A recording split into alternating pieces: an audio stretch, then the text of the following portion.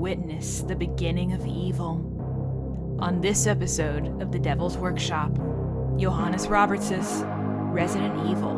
Welcome to Raccoon City.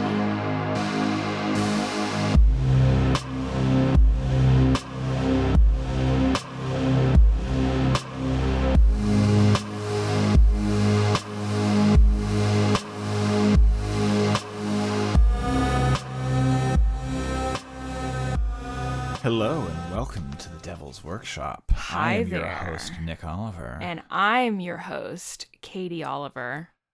Resident Evil. So this is going to be an interesting episode in a few ways. This is our first video game adaptation. It's true. Not a well-loved kind of movie in general. I think it has its devotees, but yes, generally speaking, there's not many yeah. good video game adaptations. No. I can point to a couple. But yeah, it is our first of those. It is our first zombie movie. God, is it really? Yeah, one of several. We've so far covered vampires, alien parasites, serial killers, ghosts. Leprechauns. And but zombies, yeah. This is our first zombie movie. One of potentially several in the future. Who knows? There's a lot of them. There are a lot of middling zombie movies too. Yeah. Actually, I did. Before we skip to Maloo too far away from this, I'm curious to know, what do you think is the best video game movie adaptation? Silent Hill. Oh, yeah. Though I would also put in for your consideration Ace Attorney. Yeah, sure. Not well known in the U.S., but I like that movie a lot. Yeah, it's a fun one. In time, we may see that Alex Garland's Elden Ring turns out to be the best video game adaptation. I'm so excited to see that. Yeah, I don't care about Elden Ring personally at all, but Alex Garland, I like quite a lot. And I care about Elden Ring a whole lot, and Sure. I also like Alex Garland. Sure. So we may see in time that become the best. But this will be an interesting movie to talk about because it's also not the best. Well, it's not the best, but there's a few reasons that I think that are interesting here. One for me is that for a lot of the stuff we've so far spoken about, it's an adaptation of material that I have no familiarity with, whereas Resident Evil I actually know quite well, and I'm a big fan of those video games. And I know some of that by extension. Source material. I love gaming, but I also love watching you play games that either are too stressful or just that I just want to experience the narrative of. Mm-hmm. So I've watched you play a lot of Resident Evil games, right? And enjoyed them a lot. Sure. So I can actually refer to the source material in a way that I can't necessarily with some of the other stuff. Sure, you'll have probably a facility for both recognizing anytime the movie is invoking one of the games or one of the properties of the franchise, and just you have a sort of expertise when it comes to the Resident Evil world. Well, expertise is a bit much, but I'm familiar. Yes. In any event, I certainly will be brutal in talking about adaptation and how adaptation means change. I don't personally think it needs to have very much fealty to the source material. Nevertheless, one of the other things that'll be interesting here, I will go ahead and show my hand a little bit, which is that I do like this movie. I definitely don't love it. I like it a little bit. A little bit. I like it slightly more than I dislike it, which puts me in something of an extreme minority, it seems, because everybody seems to hate this movie except for me. Sure. Yeah. I don't know that I understand hating this movie. I don't think it's nearly egregious enough to hate. Mm-hmm. Well, and I wonder if we have the same or similar philosophy when it comes to adaptation, because I do like I do like a lot of fealty to the original material, though I fully acknowledge movies are a different genre or a different container than a book or a video game or a comic or whatever. So change should probably happen, but change needs to be smart.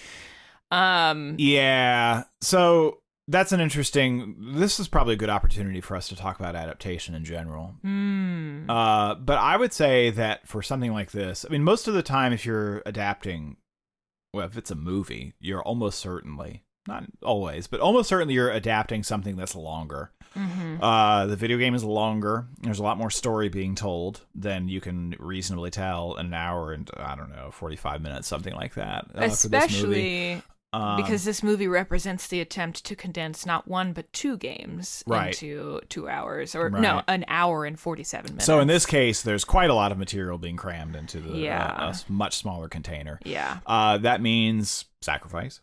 Yes. And I think that you do. When you're adapting something, I mean, there does have to be a reason that you're doing it. You have to want to tell that story more or less. I mean, there has to be, and I tend to appreciate a close adaptation for sure, but I mean, you have to be willing to sacrifice certain things. But it's you a have fact to, of life. To me, the greatest failure that an adaptation can make is like not understanding the source material and not understanding what people love about it. Now, I think there are maybe exceptions to this where like the adaptation does not preserve the sense or the feeling or the atmosphere, or like, so, okay, something that's very deliberate, like, say, Starship Troopers, I think works because it's a commentary of the original, but it's intimately familiar with the original. Yeah. Whereas, it is Starship Troopers is an anti-fascist satire of a book that is itself arguably pro-fascist. Text. Yeah. Arguably. Yeah, I have read the book a long time ago. Sure. So, yeah. And I think the movie stands as a critique. Like it works. Right. But generally speaking, I want to see like that sort of the special magic of the original thing carried into the new container. And nothing enrages me more than when there have clearly been a lot of like, studio/executive decisions that strip away and fail to understand the originating magic. Yeah, so, I mean, for me, something that is, like, in some respects, the most boring critique of an adaptation. So in this movie, Leon, the character, is really changed quite a lot, which you can have issues with the character and whether or not he fits in this movie, and maybe you do, maybe you don't, but saying that, they cut out this from it's not in the game, it's stupid, it doesn't have it. That's the most boring criticism to me possible. Just if you need something to be the original material, you have that material already. So I'm not engaged by that at all. Sure. On the other hand, I mean, there has to be a reason that you're adapting the material. It has to be something. So you see quite a lot nowadays. Like I haven't read the Witcher books, and I have only watched just a slight bit of the television show. So I'm not disinterested in the material or anything. I just haven't engaged with it. There's a lot of stuff in the world, right? But I know a lot of people who really are into the source material. And we're very excited for the television adaptation. And some reporting came out. They somewhat adapted in the first season the original material, not 100%, but close to it. And eventually it just veered off to being something very, very completely different. And apparently the reason for that was the showrunners and writers, the people involved in it, they had a fantasy story that they wanted to tell that was all their own, an original idea, and were in fact somewhat contemptuous of The Witcher, the source material. They thought it was bad. So, but they got a license, and it's like, okay, this will sell. We can get this on Netflix. Netflix will buy it. They'll buy a thing called The Witcher because people know what it is, but we want to tell our own story. So we can kind of strap our original idea to we can tell. IP. I have my idea because I'm so great, but we can have a bunch of characters with these names that people know, and we can do that. That's a recipe for disaster. Well, that will basically piss off everybody. Yeah, and it's not that I'm without sympathy to those filmmakers, because I mean, God, how hard is it, or how infrequently do you see original IP these days? That's a bummer. And it's like, okay, if this is the only way that your story can get told or made, like, okay, all right, this is not ideal, but I get why someone would say yes to that. Yeah.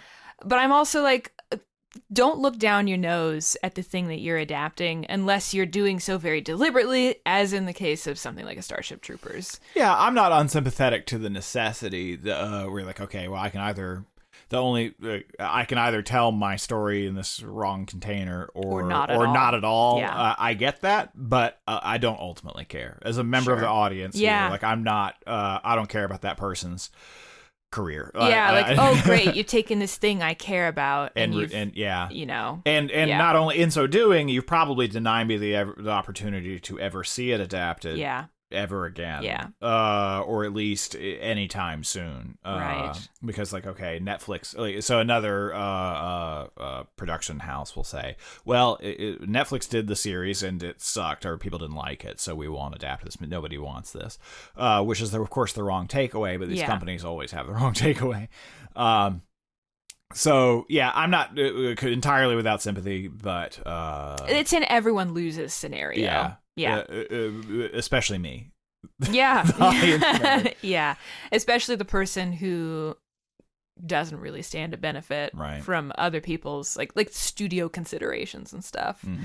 It's really irritating to be a fan of things in this silly world of ours, for a whole pile of reasons. Yes, this is one very specific reason.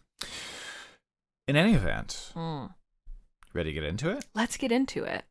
Okay. Before we forget, if you'd like to watch this movie before listening to our workshop, fair listener, you can find it on Stars for streaming. It's also available to rent elsewhere. And I do think it's funny that it's on the Stars channel. That gave me a little chuckle. So with all that being said, let's get into it.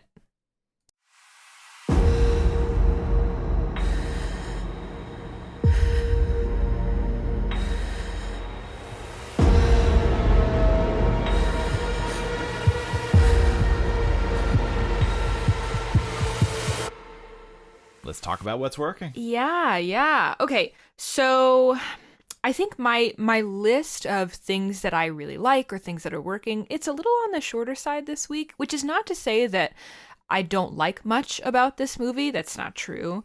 It's just that I'm kind of, as with The Frighteners, I'm more interested in talking about why the movie doesn't really work for me, because the things I like about it are like kind of like movie thing. Like I like the way this movie looks, for instance. Everything is sort of covered in a layer of grime and rain and filth, and I love the sort of yucky sliminess of the movie. So I am happy to carry more of the praise for this movie, and perhaps we disagree about what those things are, and that's fine if we do, but and we can talk about that. But that is one of the things I do like about it, the appearance. And I think you can owe that, again, to it being an adaptation, because a lot of the characters were primary colors, because the Resident Evil video games were pretty early. They were PlayStation 1 games. The material that's being adapted were PlayStation 1. So this is early 3D. For those who are unfamiliar. So that was the first use of polygons. I'm not going to get technical on that, partially because I don't understand it well enough to explain it to anybody else.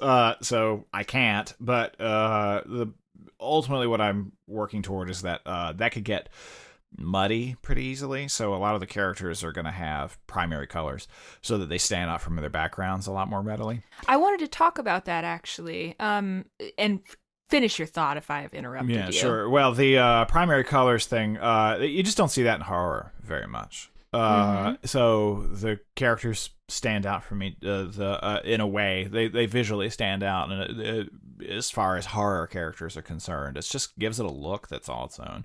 Additionally, the sets are adapted pretty one-to-one. Some of them are anyway from the source material, which they look pretty distinct as source. Let me step back here slightly. So Resident Evil is made by a Japanese developer, but the setting in the original material is in America somewhere. Raccoon City is an American city. But Raccoon City doesn't look like any real American city, not especially because Raccoon City is it's kind of a Japanese idea of what cities and locations look like in America. Well, right. And there's a Dutch video game commentator that you and I both like, and who described the look of Raccoon City as kind of like the fantasy of an American small town filtered through like a European city, which is fascinating to me. Yeah. So it has a look that like no real American city quite has, but at the same time, it gives it a unique visual identity that's well captured on film. It is. It is. So it's recreated very faithfully. So I do appreciate that. Well, and the original games, make such gorgeous design choices that they render really well on the screen. Something that I wanted to say was just that, like, so. Originally, Resident Evil 1 and 2 use what's called pre-rendered backgrounds.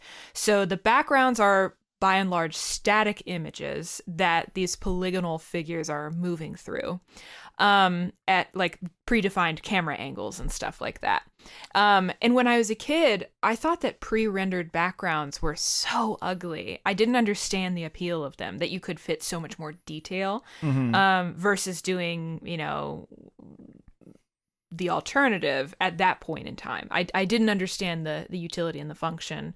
But now that I have gotten older, I have come to find them extremely absorbing. Sure. And the thing is, though, that those pre-rendered backgrounds often have kind of like a dinginess to them, or like a mucky quality because of the way like the details are compressed on screen. I mean, again, I don't know the technical stuff, so I'm not going to talk too much about that. But because of that, there's so much atmosphere to the games, to Resident Evils 1 and 2. And I think like the look of this movie makes it feel like you're looking at these pre-rendered backgrounds sometimes. Sure. Especially this, like, the dark, confined streets, the orphanage, some of its, like, exciting spaces. So I just think that's cool. Yeah, well, with the pre-rendered backgrounds as well, they are designed with a cinematic camera in mind in their original iterations. So yeah, if you think about Mario, something right, like a very basic sprite-based game, you're talking about like a sort of a side view, and that you have that same view through the entire game. Whereas the PlayStation era changed all that. All of a sudden the camera moves. It can be up in the ceiling, it can be down low. I mean, you can have any different point of view that you wish. So their cinematic design started to enter video games at this point. And it's kind of baked into the very level design. Right. And so now here we have a cinematic object that is imitating that cinematic design. So the adaptation makes sense in that way. So, yeah, good stuff. I'm all about the visual style of this movie. Another thing I wanted to talk about, again in the visual style, and this is something that feels like a little bit of a departure from the rest of the movie. Like this one scene feels like it exists like in its own little micro movie. I rather like the moment where Chief Irons is trying to escape the city, and it's all shot from within his car, the windshield is foggy. You can't quite tell exactly what's happening. Right. I love that little sequence. The diegetic music is going on. Yeah, the journey, which is so at odds with what's unfolding outside. Yeah, it's very jaunty, excitable music. So last episode, Hannibal, I criticized Hans Zimmer for just beating us over the head with the like Waltz of the Blue Danube thing to create that tonal disjunction. Here, I really like it because it's just a brief little episode. Mm-hmm. It's not done again and again and again. And you're kind of in and out, and it's like a little pop in the middle of the movie. They do it twice. Do they? Yeah, they do it twice. With Leon. Yeah, right. So the term just uses diegetic music. So for clarity to people who are unfamiliar, diegetic music is music that takes place in the fictional world. Yeah. So if somebody's listening to something on the radio, that's diegetic music. But the non-diegetic music would is be the score. Non-diegetic. So the characters in the movie don't hear it. And sometimes that you can have that can muddy itself. It can transition. So you can have diegetic music where somebody is listening to something in the fictional world, and then the camera pulls back. It fades into the soundtrack. Into a score. Or soundtrack. Yeah. But the use of diegetic music, there's such, again, tonal disjunction is really great. So there's another sequence which I think is a real standout for me when a tanker flips right at the gates of the police department. And the truck driver, who is now a zombie, emerges from the wreckage completely ablaze, while the sole onlooker, Leon Kennedy, the police officer, is at the front desk, and he has his headphones on, asleep. Yeah. And the song Crush by whoever that is, I don't remember. It would be familiar to anybody in the 90s, probably. It was a 90s pop hit, is going on. It's sort of this atmospheric, kind of moody, but also up-tempo Y2K pop delicious song. Pop song. Is playing while the zombie who's completely ablaze is walking toward it. It has this sort of side view, diorama kind of view, a real standout sequence for me. Yeah, absolutely. And I think they work to me because they feel like playful, and it injects some life and some like va-va-voom into the movie, which could be a very drab affair otherwise. Great stuff. Let's see. Some of the creature designs I really like in this movie. I think the creature who comes out looking the snazziest, personally, is the Licker. Yeah, which the Licker, notice it's never named in the movie. No. Yeah. Which, but to anybody who's familiar with the source material, you would call that creature a Licker. Yeah. I love the way it's rendered on screen. I think they do a good job of capturing what's scary about it. And I just wish he were around for a little longer. Sure. Wait for my revision. Oh. Ooh. Can I share something I think is working? Please. So zombies. There was so I love zombies as a creature. I love the zombie. Yeah, I like the original George Romero zombie movies. I like Night of the Living Dead, Dawn of the Dead, That's especially a favorite for you. And Day of the Dead. All great. I like Return of the Living Dead very much, as you know. There are a lot of zombie movies I really rather enjoy, but there was the Dawn of the Dead remake, the Zack Snyder movie, which Zack Snyder would go on to have a big dumb career. And the Dawn of the Dead remake is kind of a big dumb movie in some respects, but it was a hit. And in the wake of that and 28 Days Later, there was a lot of zombie stuff that was made. Sure. So that's well trodden ground. Creatively, cinematically, there's a lot of zombie movies out there, and it's difficult for them to do much in terms of reinventing the wheel. And zombies are always kind of scary because, I mean, being overwhelmed by like hordes of monsters is, I mean, it's scary enough for sure, but I think these zombies are kind of scary. I think that they're successful. So they do something. This is one of the more interesting elements of the adaptation, actually, because they do something that the source material implies but never actually renders. So in the first video game, you can find a journal that an infected researcher is writing, and you can that researcher, his diary, he starts writing in a way that's articulate, and he describes what's happening in the lab that they're in.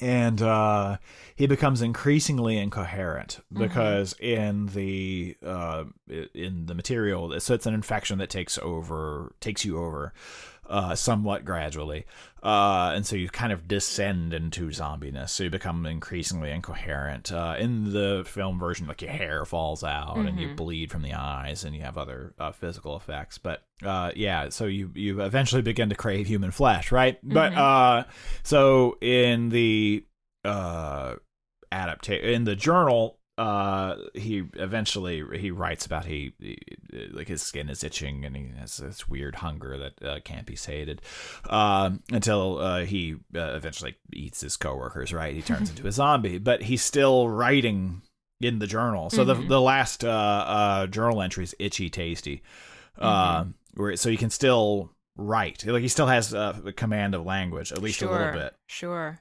So it's in the video games, you have evidence of them still having some higher cognition, things like that, some executive function. But you never actually see it. They're just moaning zombies. But they're just like the Romero zombies by the time you ever encounter them.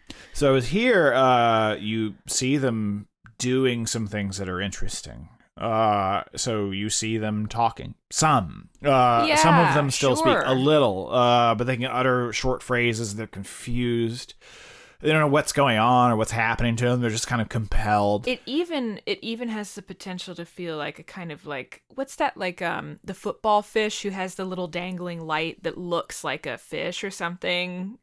Like it's like almost like by mimicking speech they can attract food, basically. Like that's really creepy to me. So with the first zombie you see in this is the zombie who's in the middle of the road who gets hit by the truck driver. So which of course it's revealed it's a zombie, but in the fiction of the movie you don't technically know that yet, and of course the audience knows right away that's a zombie, right? But it gets hit and then it gets up. And so if it were a simple brain-eating zombie or whatever, they would just go to the nearest like food source and try to eat it. That's what all zombies do. They just have this constant drive. They'll just eat anything. Whereas this zombie just gets up and walks away. And just stands, looks. It crawls into the edge of the woods and just stands there still and just looks. So it there's still maybe not cognition here, but they're irrational. Like they don't always do the same things. Yeah. There's some kind of drive that remains. That's more than just the drive to consume. But it's more interesting because that it just stands there and stares at Claire from the edge of the woods, rather than trying to, it would have been less frightening if it just tried to eat her at that point. Again, so later on in the movie we see the next set of zombies or zombies to be, who are the neighbors of Chris. And so she sees the child initially and then the child's mother, and both of them have their hair falling out, so they have like wisps of hair.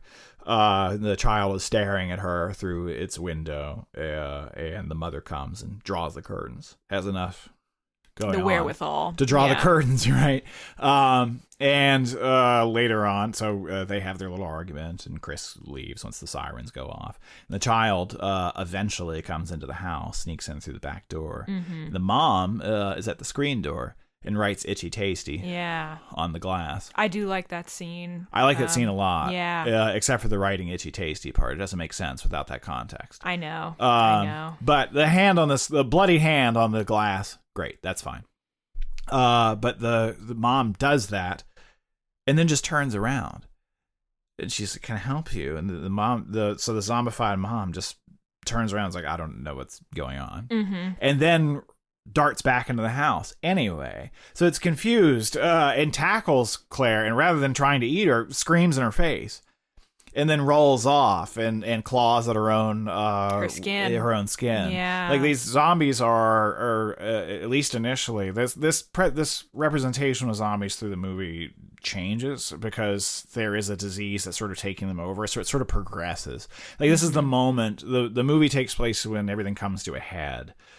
And they can't hide it anymore. Like, it's out of containment at this point. So everything sort of descends into them becoming closer to zombies as we would recognize them. Yeah, but mindless, at least completely mindless. But at in least that initially, intermediate phase, they're kind of suspended between two states. Yeah, which again, that's one of the things that's interesting about it as an adaptation, because the material in game implies that they had this phase, but you never actually encounter it. Right. So they're taking something from the video games that the video games themselves don't actually have. How exciting is that as an adaptation? Yeah. But in so doing, they've created something that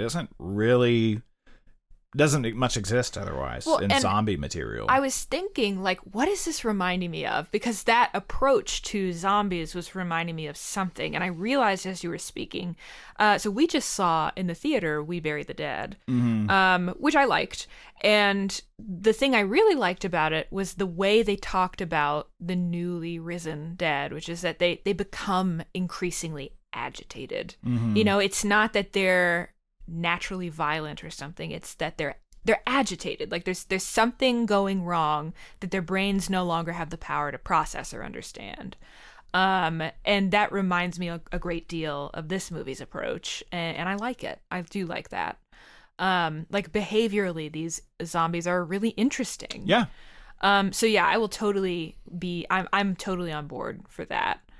Another thing that I was kind of thinking about, and I think this is attributable to, you know, both the fact that this movie is an adaptation of a more complex and long video game, and technically that it's the adaptation of 2 of the games.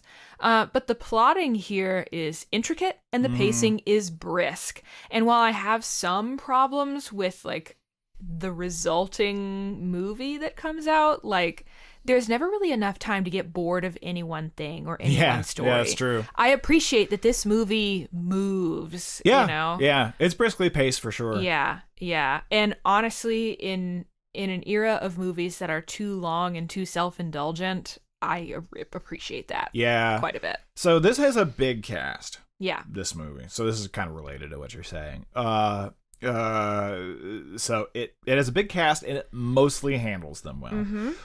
So Claire, I guess, is our principal lead, but we have also Chris, Leon, Jill, and Wesker. And actually Irons to an extent too. Like, we have a lot of sort of principal leads. And Irons is an important character until he's well. gone. The Birkins certainly are antagonistic characters, but there are a lot of characters in this. It does mostly handle them well. So when you have a big cast like this, and you have an adaptation, you know, a lot of the time they'll include characters who shouldn't be there because, like, well, it's this, so we have to have this character, right? There's a lot of that kind of thinking. But when you have a big cast like this, what tends to be lost, particularly in a lower budget movie, particularly in a horror movie, particularly in things that aren't necessarily the best written, you tend to lose, like, okay, who are these characters? What do they want? What are they doing? And what are their connections to one another? Sure. Those things get lost. This movie, I do at least have that. Which is faint praise, to be clear, but elements of that are faint praise, I guess. But a lot of movies bungle that. Yeah, no, those very basic delineations of character are here in this movie, and, you know, I have more to say about that. I wish there were more, but we're gonna get there when we get there. Right. Yeah, you know, I read. Sorry, I'm being so diffuse today, but I was thinking about something I read in the trivia for this movie. Okay. And I read that one of the big movies that it takes inspiration from is Assault on Precinct 13. Oh, the original one? Yeah. One of my favorites. Yeah. It's such an excellent movie. And that movie does a great job of saying, like, look, here's who X character is, here's what they need, here's what they want, and here's what they're going to do to get it. I suppose I could see that. I mean, there is a siege element. Assault on Precinct 13 is a siege movie. That is itself kind of a zombie movie. It's true, in disguise. Yeah, it's a zombie movie in disguise. So it takes in Assault on Precinct 13, a bunch of gangs are attacking a police station. That's about to shut down. So that's it's running a skeleton crew police station. And the gangs are all basically presented as subhuman monsters. They don't ever speak. They're just violent killers. Inexplicable. Yeah. Kind of singular drive. Yeah. So it like that takes quite a lot of inspiration from Night of the Living Dead, that Mm-hmm. movie. I'm not sure if Dawn of the Dead had come out by that time. Maybe. Unclear. I don't. Yeah, I would have to. I would look. have to check the I'd have to timelines on look. those. But the fact that would then go on to inspire another zombie movie is pretty amusing. It's cute, Yeah, right? it's cute. I wish, frankly, I think it could benefit from taking more inspiration. Sure. Because I mean, I just love a siege movie. I love Yeah. a confined horror movie. Right. But that's neither here nor there. But I was just thinking, like, you know, the character stuff, I think, in a zombie movie or any kind of movie where, like, the thing that is a threat is very large scale. Mm-hmm. Character is really important because it's like these are the people who are theoretically going to survive the incident, so it's important to care about them. Mm-hmm. So I think it does a good job of, at the very least, establishing who we're hanging out with for the next hour and 45. Mm-hmm. Sure. Speaking of hanging out, I like this setting quite a lot. Raccoon City? Yeah. Well, we talked about that a little bit in terms of its appearance, so I'm sort of coming back to a topic we were previously on. But I like the setting. I like it both in place. I like it in time, which is a part of setting. Yeah. But they have made some changes from the source material here, because in the source material, Raccoon City is a fairly average location, small, but otherwise average. Whereas here they've changed it to make it that the town is deeply impoverished. So this setting itself is more sparsely populated. Mm-hmm. This does a few things, actually. But so in movie, the Umbrella Corporation, which is the evil corporation that is, of course, behind it all, they are moving. They were previously headquartered here, and they're moving away. Yeah. So it's a company town that's sagging or imploding because it's lost its center. Right. So the only people remaining are a skeleton crew of researchers, a handful of people who are still with the company, and the poor. Yeah. That's who's left. The deeply people poor. Who can't leave. They don't have enough money to move away. Yeah. So I like that element of it, because when you come into the town, the infection has deeply rooted already.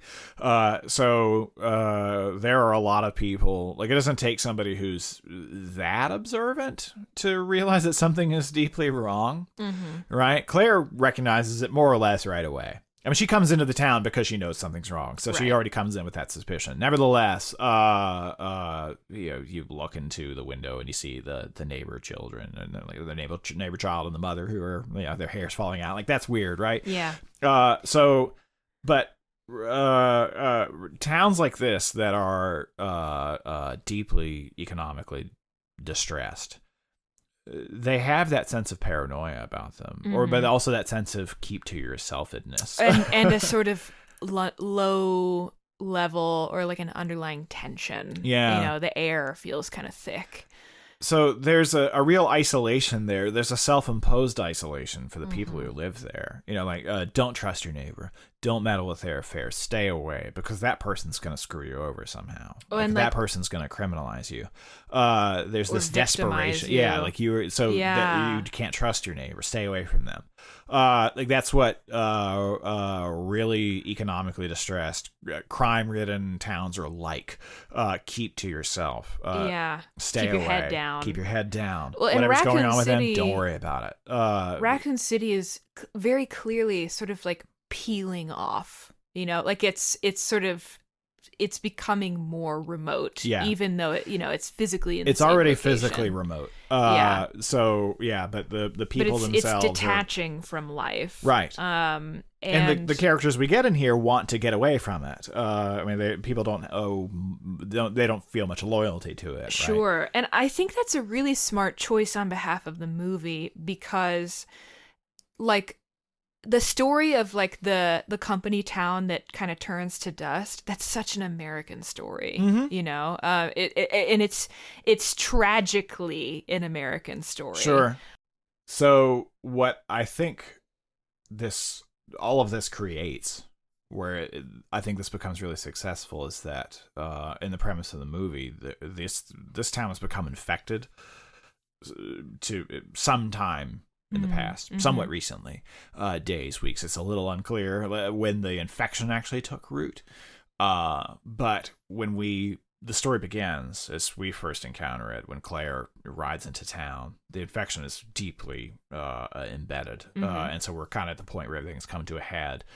But in another setting where the circumstances are somewhat different, you might not accept that this has been ongoing the way that the movie has set the whole endeavor up. So I do appreciate that element of it. Of course, setting it in the 90s as well. So that's them setting it at the same point when the video game was released, when the video game takes place. So they're trying to do one-to-one on that. But that's always something that, you're excuse me. The matter of cell phones, that kind of stuff, there's a lot of modern interconnectedness that if you want to write a horror movie, that's a problem for you. So putting it in the past, that helps. Yeah, well, and golly, like some of the tech that shows up in the movie for that reason, like, is so charming. Yeah, it's a lot of fun. Like Wesker is using like a Palm PDA, Pilot. It's a Palm Pilot. I love that. And there's a pager that someone has at some point. I mean, I'm just like, how adorable, you know? The pagers are cute. I mean, of course, a cop, I think, would reasonably have a pager. Yeah. I buy it. I accept it. At the time. You know? Sure. Yeah, like everything looks kind of dumpy, you know, just by like taking place in this sort of technologically awkward moment in time. Sure. And I love dumpiness, because like a lot of my childhood looked like that, I guess. Sure. I don't know. Yeah, I remember those times well. Yeah. So there's something very kind of like meaty about the setting and the look of the movie and like the sort of underlying economic principles that are bearing out, you know, like, because of course we have like the tainted water supply, like the literal threat that Umbrella Corporation presents or represents to Raccoon City. But like there's a much more mundane version of this where like Umbrella Corporation like has barrels that leach chemicals into the water that give everyone cancer, and then they leave, and then the town dies in a particularly like familiar, tragic, but mundane way, you know, like, so it plays in both senses. Sure. Anything else you want to talk about in terms of praise? You want to move over to what's not working? I want to move over to what's not working, unless you have any last minute comments. No, let's do it. Okay. Yeah. So I know we said that this movie, like, to have such a big cast, does a decent job of using its characters. That being said, it still has too many characters. Indeed. It's still tackling much too much. I think it misses a lot of opportunities for depth in exchange for breadth. Right. And, you know, I always want to go smaller. I want to go tighter. I want to go with more focus, just as a general rule. Yeah, I completely agree here. So this is a case where, like, okay, well, it's Resident Evil, so we got to have Lisa Trevor. No, you don't. Don't have to have Lisa Trevor. I think that she adds nothing to the movie. I think Sherry Birkin should not be there. She has less than nothing to do. Right. I mean, you could be forgiven for not knowing that was Sherry, you know? Yeah, I mean, they say her name once or twice. Like once. Yeah, but no point. Just cut her. I mean, I know it's I like that story in the original game, but this is not that. She needs to be cut. And there are all these gestures to things that are not in Resident Evil 1 or 2. So like there's the Code Veronica stuff, like there's the Lisa Trevor stuff.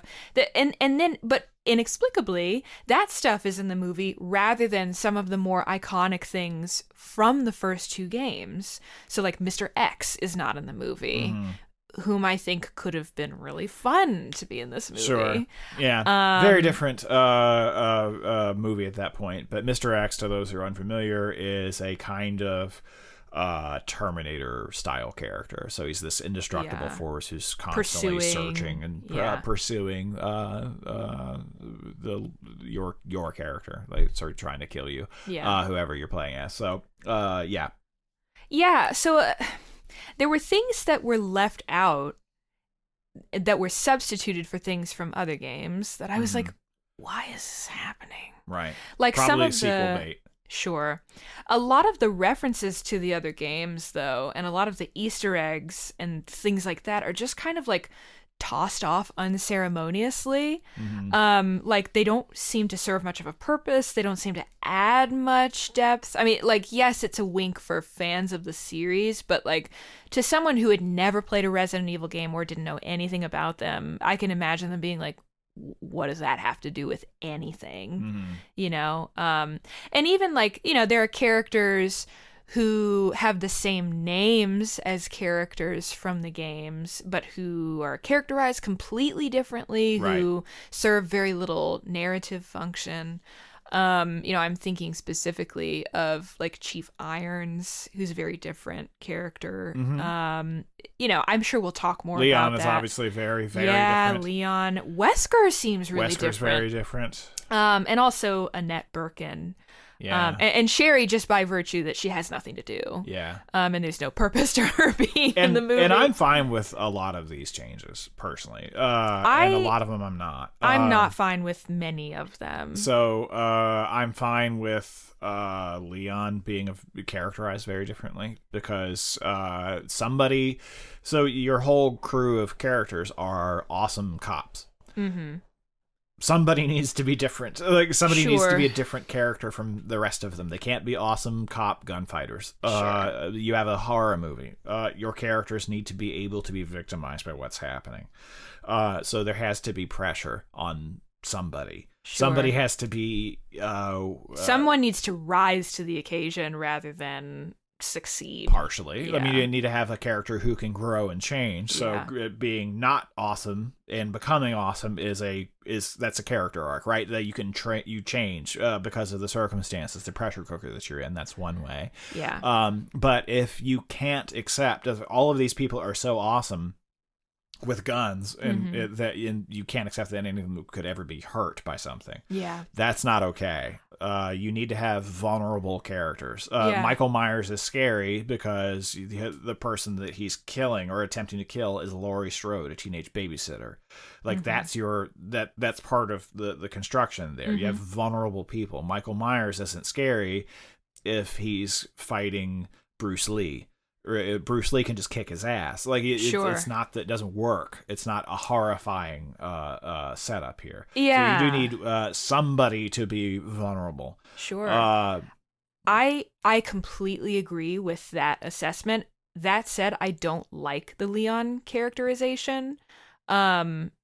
He just comes off as irresponsible and kind of sleepy for a lot of the movie. Leon is so sleepy. He needs to take a nap. He sleeps twice because he sleeps in the diner and he sleeps in the police station. When you meet him, he's asleep in his little hotel room. He wakes up and he's hungover. So he sleeps twice more. But he's so sleepy. Yeah, I don't really like this version of this character. I like the Leon of the games just in that he's fairly earnest and, you know, maybe like he's not particularly experienced, though he has like the most basic levels of competence and he doesn't like get people killed through his actions. I just personally didn't respond to this character. Sure. But I can see, like, I don't think it's because like he's a terrible character. Yeah, no, I changed some things about him for sure, but I am defending that choice to a degree. That's Anyway, another thing that shouldn't be there: the stupid epilogue. Yeah.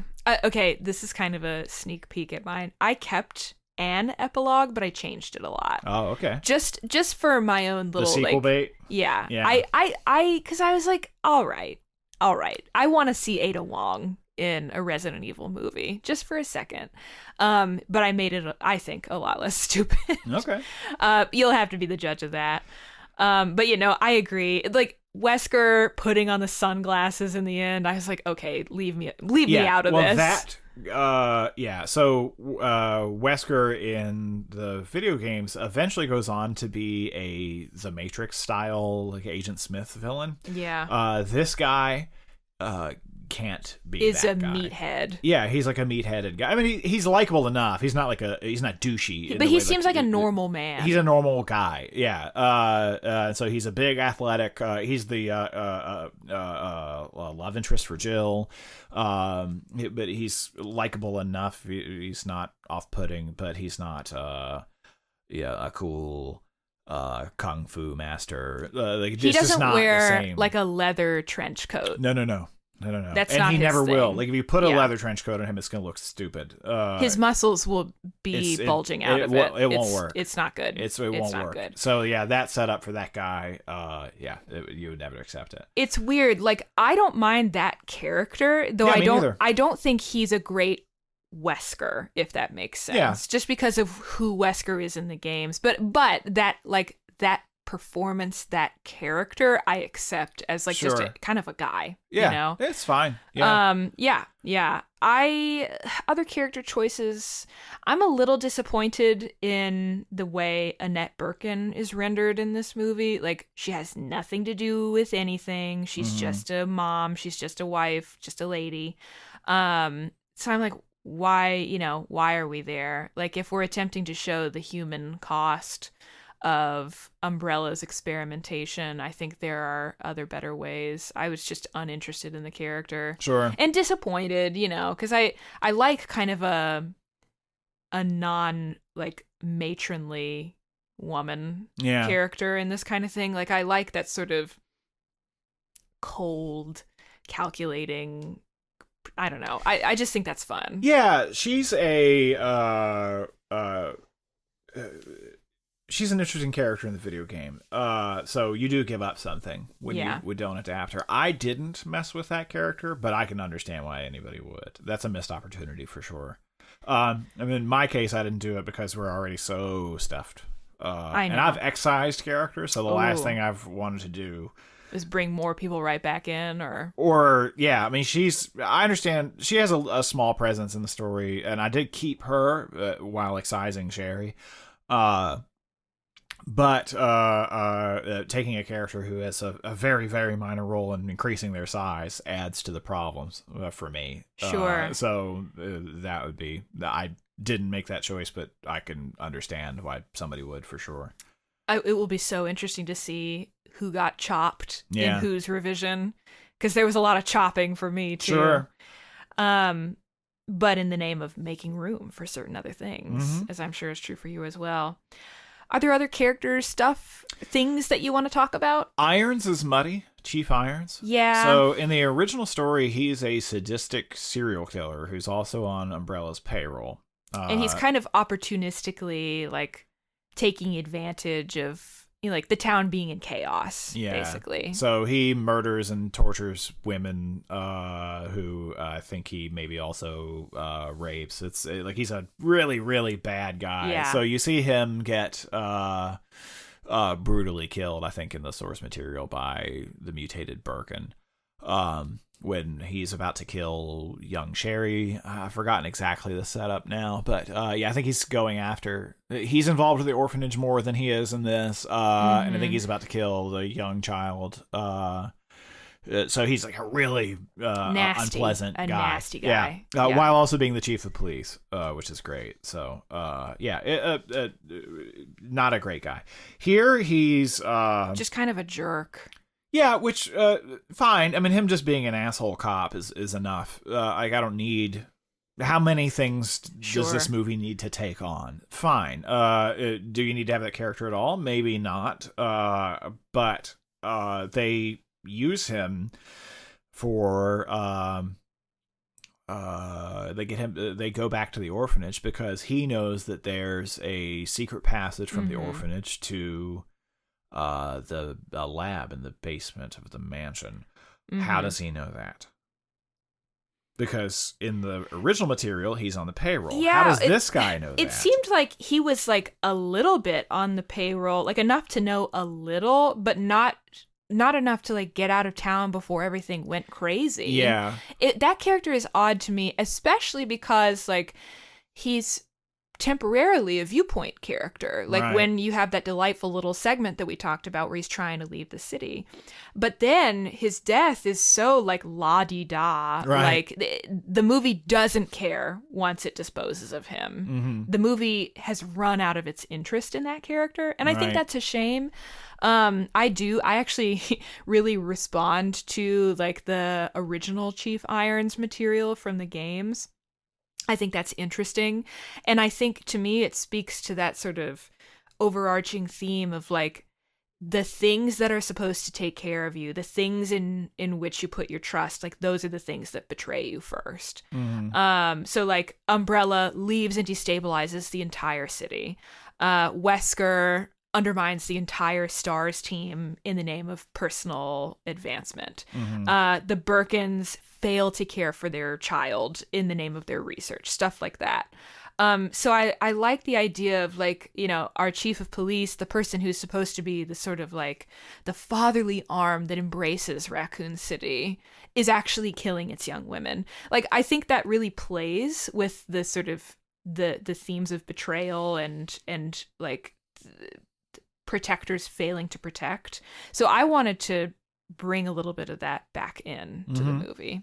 But I mean, regardless, I do think like that is a bizarre character as he appears in the movie. Yeah. Agreed. Yeah, I think the movie just needs to decide what he is. Yeah. So is he on the payroll or is he not? Is he just savvy enough to understand you got to get out of the city? Because it seems to vaguely imply perhaps he's on the Umbrella payroll, but you need to pick a lane here. Yeah. Or resolve your threads. Even if he's like, you know, too much of a small fry for Umbrella to be interested in protecting or getting out of the city, like that would be fine too, but just a little more clarification on like who he is and what he knows. Completely agree. Yeah. What does Birkin want? I don't know. And why? They do something that I really don't like, which is that when he's talking about his research and why he's so anxious to continue it, he calls it like, and I don't remember the exact phrase, but like God's work. God's work, yeah. I'm like, don't bring in a clumsy religious thing. Like, that's not what this movie's about. That's never been what this title is about. You know, don't, or at least not in this era of Resident Evil. Like, it feels like a lazy, sloppy shorthand for like, he's crazy, you know? And I'm like, oh, boring, snooze, boring. I don't know. What do you think he wants? You know, somebody being a sadistic mad scientist is like, I'm fine with that. Like, that's okay. It's such a trope, but I can be okay with elements of that. But I think the movie just needs to get out of its way in a few ways. And that's one of them. Like, I'm doing God's work. In its attempt to explain itself, I understand completely it less. underexplained. Yeah. That's the stuff where it loses me. Yeah. And it's like, anytime you go for, like, say, anytime you use a smiley face to represent a human face or something, anytime you take a shortcut like that, you have less than what you started with, because you just have a bunch of placeholders for actual ideas or actual meaning. It's just like, okay, you've done something interesting with the way these zombies are, with the sort of yoking of the Resident Evil story to the idea of like the company town that I like so well. That's interesting. So don't undercut yourself, you know, just make that final push, you know, really either do some character work or like leave it, like just let it stand. Yeah. You know, I would rather there be like a choice to give nothing away than like a kind of pathetic substitute for meaning. Actually, speaking of the God's work thing, I think the big thing to criticize about this movie, one of the big things, is the dialogue. It's mostly pretty weak. Yeah. There's a lot of here's who I am and here's what I want. Yeah. A lot of that kind of stuff. But one of the things that's annoying about it is that it's often fairly needless. So there's a lot of repeating stuff that the audience can just gather. So right at the very beginning, Claire goes, she's walking around to investigate Lisa Trevor, who is a mutated female figure. You don't really know very much about her at this point in the movie. Heck, at the end of the movie, you don't actually know anything about her, but she is interested in Claire, and Claire is interested in her, and so she withdraws because she vanishes anytime another child in the orphanage is away. Claire goes to pursue her. They go to the little playroom, and Dr. Birkin catches Claire awake and grabs her. What are you doing awake? You know, and Chris, her brother, comes in and says, she sleepwalks since her parents died. Yeah. The her instead of our was an unusual thing anyway, because at least you would think it's our parents, not hers. Yeah. But since they're brother and sister, but they're in an orphanage.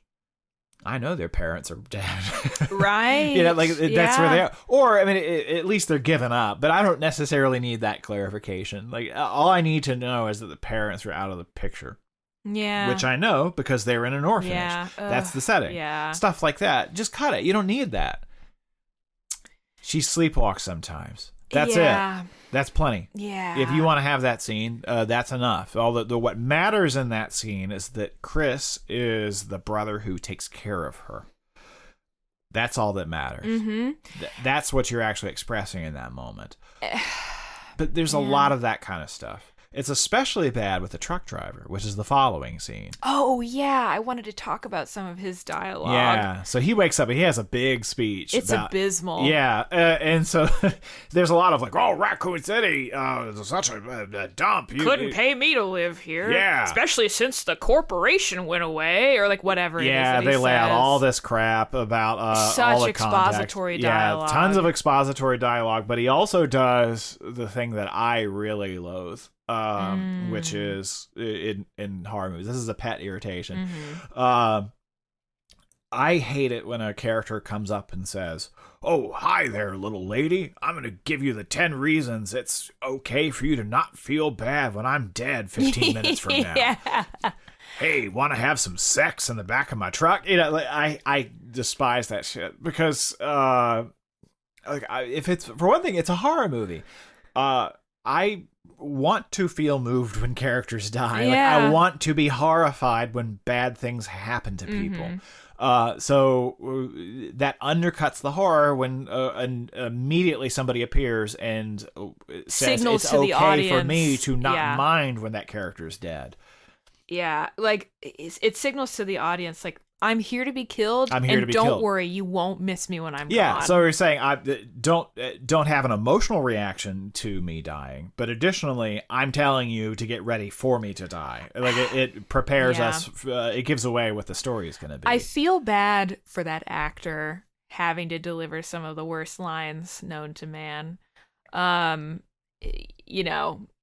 I'm sure he's doing his best. I'm sure he's a great actor. What he has. Yeah. What are you gonna do? Oh man, yeah. It's dreadful. It's truly dreadful. Well, a lot of the people don't act like people in this movie, right, which is a real shame. And simultaneously, there are a lot of missed opportunities to explore relationships that the movie sets up that it never really goes back for. Right. So one thing that really bugged me was that there's all this to do about how Chris is thankful to Dr. Birkin for being kind of a father figure to him, for giving him a lot of opportunities, but we never get to see that relationship play out, the only time we see him in the same room as Dr. Birkin is when things have come to a head and Chris is trying to kill him and he's trying to kill Chris. You don't actually see that relationship. So it feels like the character's not making a difficult choice. Right. He's just doing what anyone would do. Mm-hmm. But I want to see some of that emotional substance. Sure.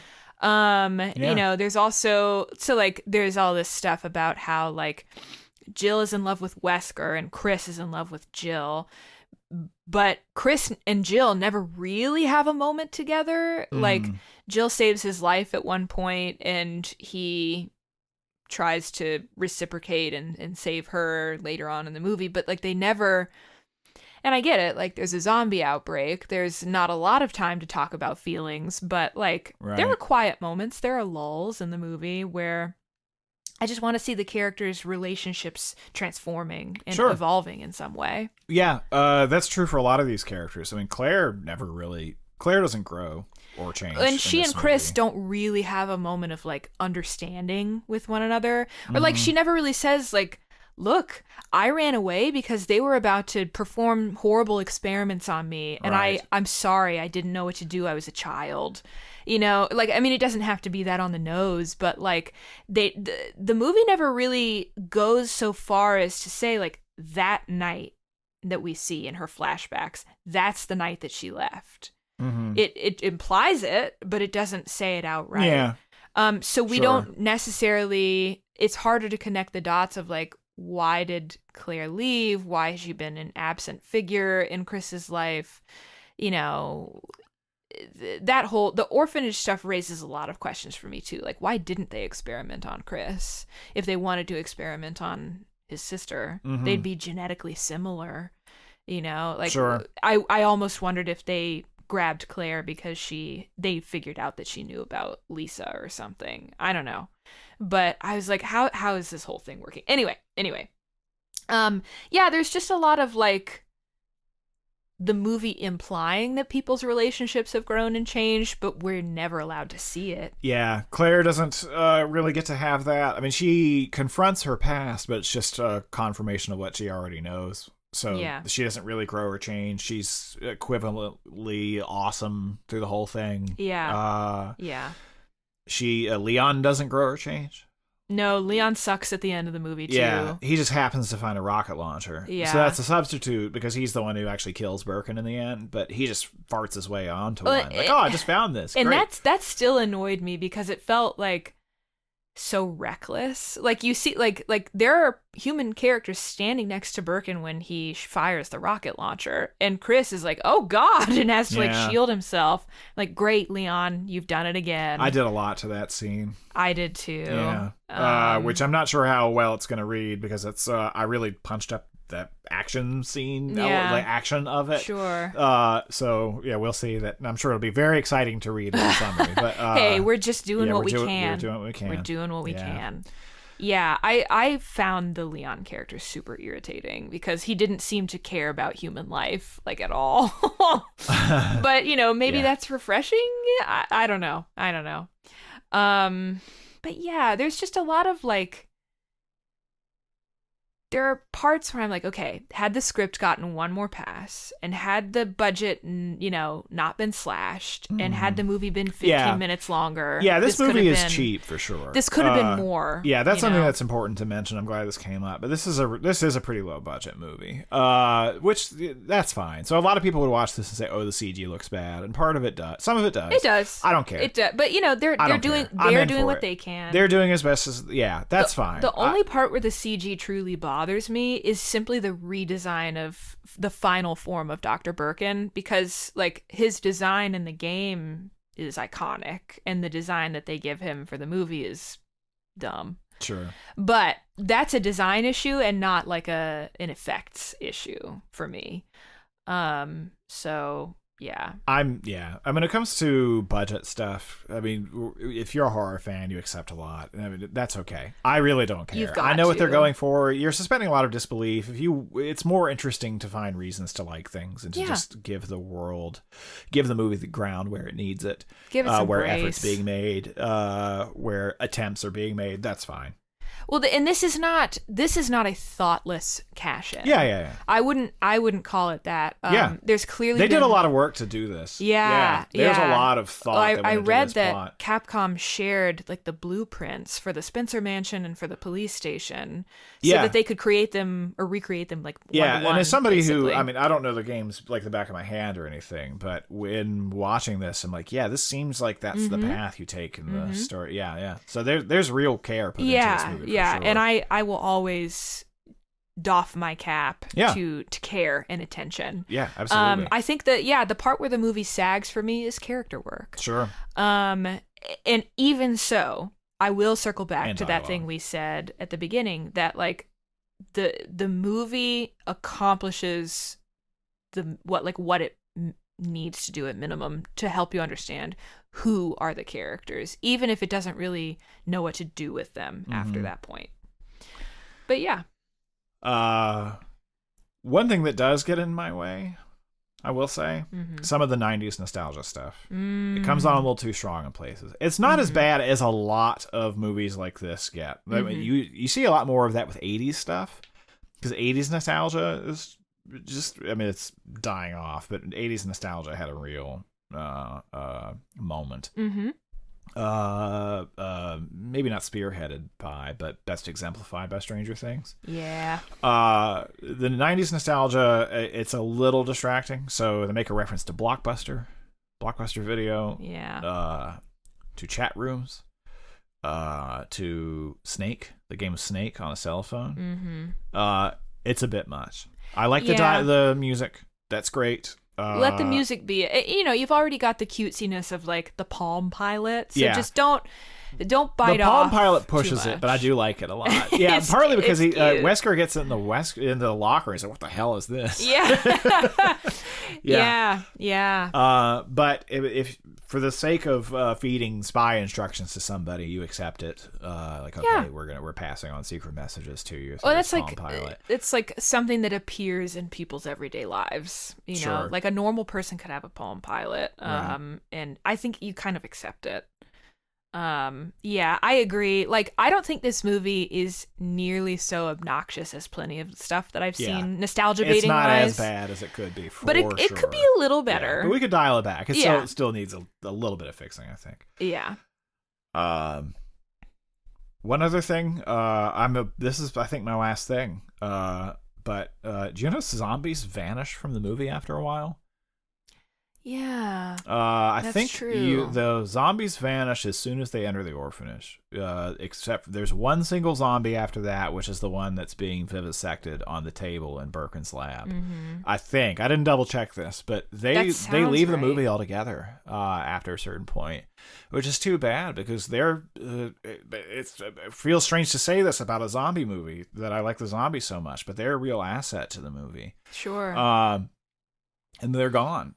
So the focus at that point, that's when you first meet the liquor, and then after that, it's all Birkin, the mutated Birkin. But he's less interesting to me as a creature than the zombies are. Even I know. I like him well enough, but.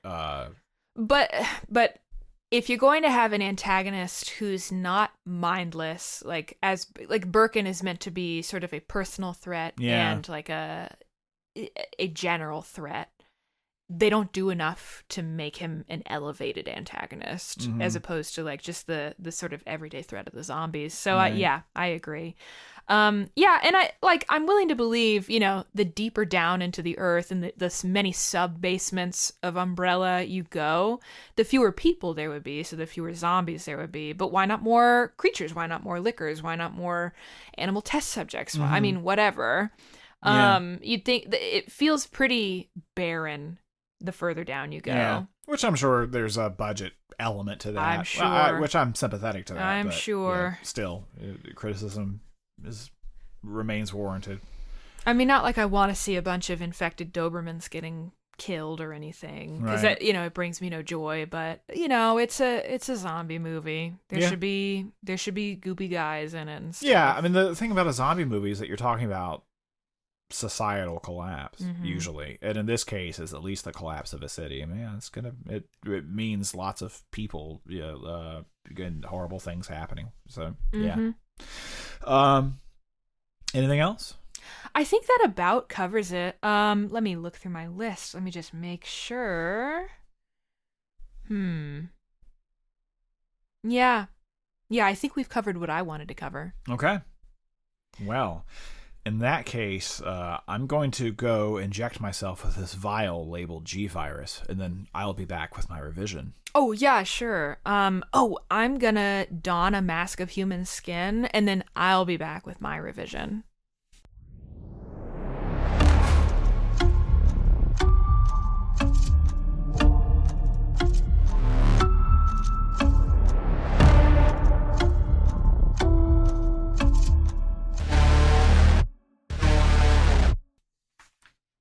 Okay. Who's going first? I think I am this time. Okay. I'm going to be doing a lot more reading this time than I have done in the past couple of weeks. Me too. And that's because, I went full chop squad. I chopped off a lot of this movie and I added in a lot of stuff too. So I'm, probably I won't pause after every paragraph to give some explanation, but I'll do that like every few paragraphs or something. Well, we'll just see how it goes. We'll play it by ear. Okay. So my movie begins in the same way. It is actually the same up until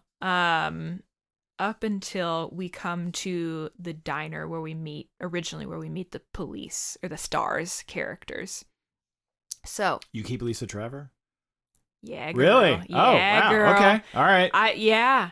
But you'll have to see if what you think of it. But yeah. So we come to a local diner, Emmy's. Okay. Yeah. All right. I'm laughing because that's the first thing I reach that I don't change. That's funny. The first thing you change is that. That's okay. funny. Sorry. I will stop interrupting. Oh, no. You're good. You're good. Sleeping at the counter is hungover rookie cop Leon Kennedy. Two uniformed officers enter the diner and, after getting in their japes at the rookie, explain to Leon, that they're headed to the Umbrella Chemicals plant to follow up on a report that a body was found, quote, all chewed up. After the officers leave, save for Leon, a crow flies into the glass window of the diner and writhes in a disturbing, unnatural fashion. Unnerved, Leon pays his tab and heads for the station, where he is now on desk duty. So the next tiny little bit is the same, where the truck driver drops Claire off and his dog bites him. But then a lot changes. So you may notice I made no mention of Jill Wesker, the other Stars members. Indeed. Because they're gone. They're gone. They're just not in this movie They at all? are not in this movie. Yeah, okay. dog. All right. Yeah, I'm telling you, I made some big choices. Okay. So let's see how it plays out. Claire knocks on the door to Chris's house, but receives no answer. It looks a little run down, but Claire does not yet realize why. She sees a strange-looking child and woman in the window of the house next door, both of whom stare ominously before closing their curtains. Claire eventually breaks into the house using her knife. She examines a photo of Chris and Dr. Birkin from Chris's high school graduation, and another at his graduation from the police academy. Claire swipes her finger over a surface, revealing a light layer of dust coating everything. She realizes the house is abandoned, but only recently so. So yeah, I was like, look, there's not enough time to cover adequately one of the games, let alone two of them. And the second that I kind of looked through the plots of 1 and 2, like the games, and realized that they actually take place 2 months apart, I was like, oh, out of here. You're out of here. I really like the stuff that happens in Resident Evil 1, but I wanted to make the choice that would feature Raccoon City, which is 2, Right. So you've made an adaptation of Resident Evil 2. Basically, yes. And there are still some departures that we'll get to, but I was just like, this is what I want to see. You know? So we're making big swings. Elsewhere, a young girl wakes screaming. In rushes Dr. Annette Birkin to soothe her frightened daughter, Sherry. Annette is a reserved and remote woman, and she has little comfort to offer Sherry. Annette's phone rings. It is her husband, Dr. William Birkin. He commands Annette to get Sherry dressed and to join him at their shared lab immediately. Disturbed, Annette hustles Sherry into the car. Back at the Redfield house, the wailing of the town's emergency sirens interrupts Claire's investigation. Before Claire can depart, she turns to see the woman neighbor she'd noticed earlier writing a message on the glass of the screen door in blood. The woman confusedly turns and walks away before the boy neighbor runs in from another entrance and crawls underneath a table. Claire, puzzled, kneels to check on the boy, and in so doing is surprised by the woman jumping through the glass door. The woman tackles Claire, screaming, but Claire is able to escape and flee using Chris's motorcycle, which sits under a tarp in the otherwise empty driveway. As Annette and Sherry flee in their car, they nearly collide with Claire. Annette and Claire seem to recognize one another, prompting them both to recall an old memory. Waking a young Claire in the middle of the night and telling her she was to be adopted, when really the plan was to experiment on her. Sherry calls out to her mother, snapping Annette out of the memory, and the two parties drive off in separate directions. So you'll notice I have split up the Birkins, and I have also, of course, removed Chris. In an attempt to add a little urgency to Claire's search for Chris, but to also give Annette Birkin more to do and to make Sherry more active in the plot as well.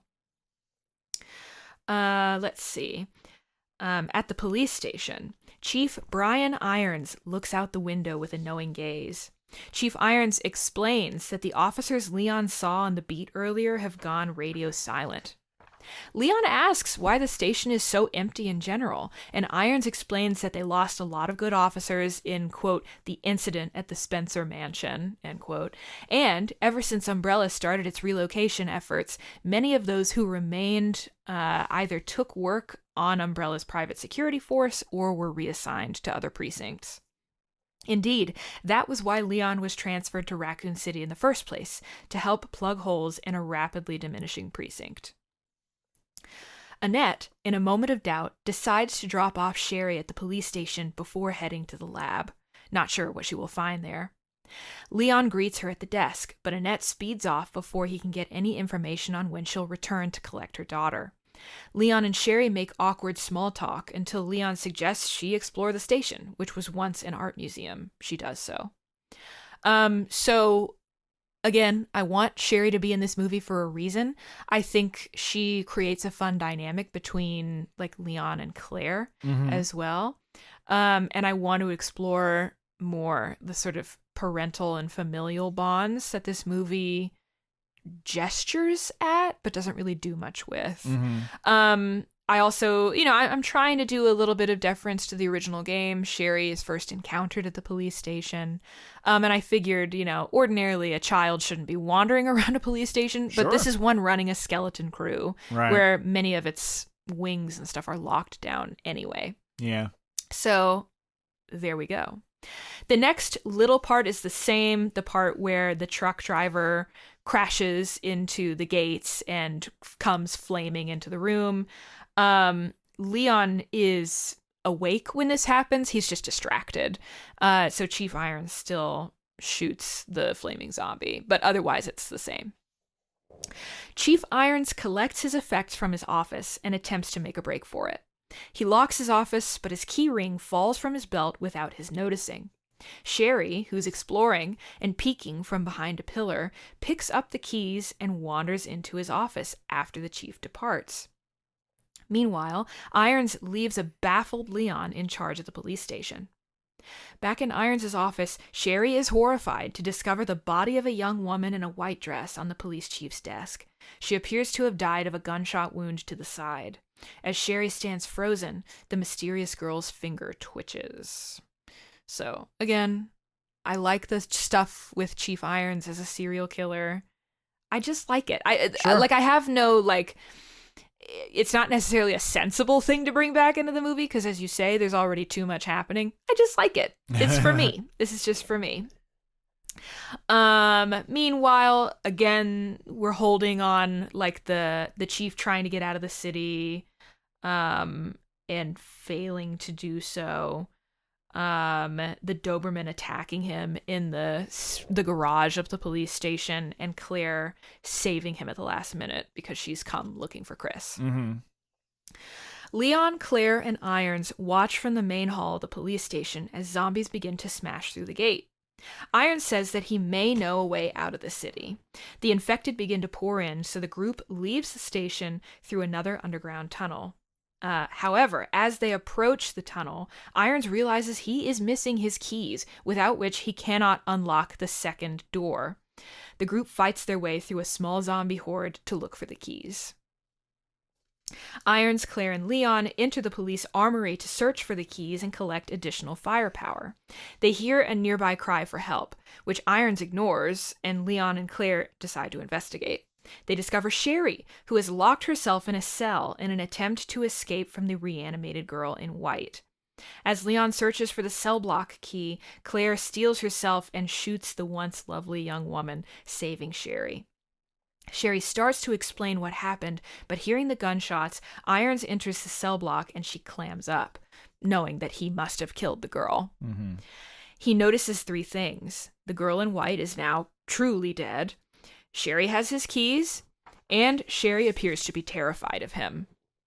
Irons stares ominously at Sherry, commenting that it is such a pity that such a beauty will now rot like all the other hideous zombies. So there's kind of a tacit threat to his comment.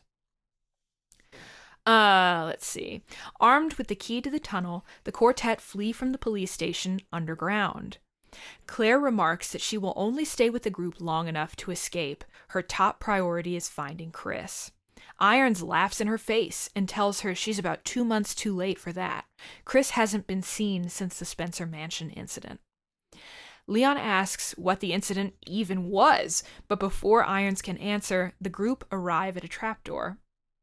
Claire is extremely dismayed to find that it leads up into the Umbrella Orphanage, the very place where Claire and Chris grew up. Sherry tries to pull Claire to the side to inform her, inconspicuously, of what she saw in Irons' office, but Claire is distracted by her recollections of her childhood at the orphanage, remembering more about the night she was taken from her bed. Likewise, Irons is keeping close to Sherry to make sure that she cannot say anything. Irons says the orphanage contains a secret passage to the Arklay Mountains. Before he is able to explain how he knows that, Leon is confronted by Lisa Trevor, who holds a finger to her lips, implying that something bad lurks in the orphanage.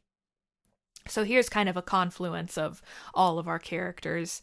There's a lot of, like, people knowing things that either they shouldn't know or that other characters don't want them to know. Mm-hmm. Lots of secrets that people are either trying to conceal or that they're trying to share or trying to share in a limited capacity.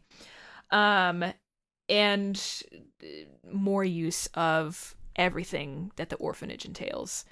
I really wanted to find a way to put Mr. X in this movie because I just think he's super fun. I couldn't find a way without doing, like, way too much work. Right. But this was, I got as close as I could. Yeah. I mean, that's the endeavor here. You can't just write a whole new movie. That's the thing. And I already probably did a little too much, but I was having a good time. Okay. Lisa recognizes Claire from their childhood interaction. The group make their way to the orphanage playroom, where Claire remembers biting the orderlies to escape from them and running into the night, leaving Chris behind. Lisa points them towards a secret records room and slips back into the shadows. Inside, Claire discovers the true nature of Dr. Birkin's work. They find records of children who were experimented on by Umbrella, which Claire herself narrowly escaped as a child by fleeing the orphanage. With trembling hands, Claire searches for any record of Chris having been experimented on. She finds a single film reel in which Dr. Birkin documented giving a heavily sedated Chris a series of ambiguous injections. Leon finds other records that suggest the true extent of Umbrella's widespread medical experimentation and political influence, leading him to believe that Irons and other town officials may also be in on what's taking place tonight. So here, I just kind of wanted to clarify the corruption element a little bit. I also thought it would be kind of fun to add some, like, additional urgency to Claire's search. Like, oh no, I left Chris behind, and it's not just that he had this idyllic childhood without me. He got experimented on, the very thing that I tried to run from. I failed to protect my brother from. Though it's not clear what the results of that experimentation is. Sure. Meanwhile, Irons corners Sherry in the same playroom where Claire first found Lisa. He says that Sherry is not as pretty as the girl in white, but she will have to make do. As he prepares to kill her, Lisa leaps from the shadows and attacks him. She bangs a piece of metal piping to make a loud noise and flees with Sherry in her arms. Before Irons can give chase, something unknown grabs him, and his legs dangle from the ceiling as he gives a death scream. Leon and Claire come running, and they are startled when Irons' mutilated corpse drops to the floor. Leon's flashlight pans up to reveal a skinless, muscular creature with an exposed brain and a multi-foot-long tongue. Claire and Leon flee, slamming the playroom door shut behind them. I just wanted to have a cute little reference to the closing doors and stuff from the game. Sure. So that's, again, just for me. They hear the sounds of the creature slamming its body against the sturdy door, but before they can relax, they hear the sound of glass shattering. The creature, the licker, has leapt through the plate glass two-way mirror once used to monitor the children. Is it a two-way mirror or a one-way mirror? You know what I'm talking about. Yeah. The sort of observation window thing. Right. Again, another... I was about to say, and then I'm like, wait, I'm not sure. Yeah, I suddenly doubted myself. But another reference to the game, that famous scene where Leon is looking in the interrogation room, and a creature jumps through the window and attacks him. Are you looking it up? Yeah. I want to know. I want to know.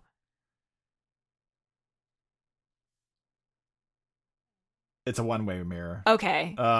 Here's the funny thing. So we're going to go off on a little tangent here.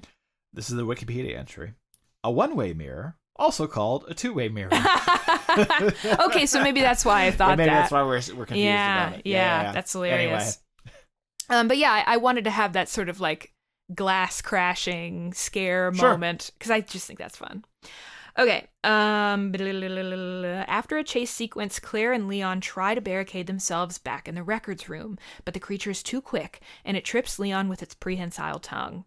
It crawls atop Leon and is about to kill him, but is stopped once more by Lisa Trevor, whom we see fully illuminated for the first time. She's a mutated woman wearing some kind of skin suit. She wrestles with the beast and finally overpowers it, killing it. As everyone catches their breath, Claire asks where Sherry is. Lisa points downward once more. Her answer is below. Lisa reveals a hidden elevator that descends into a vast sub-basement running beneath the orphanage. Claire asks Lisa to come with them, but Lisa cannot. The two clasp hands, and Claire wishes her well. Lisa slips away once more.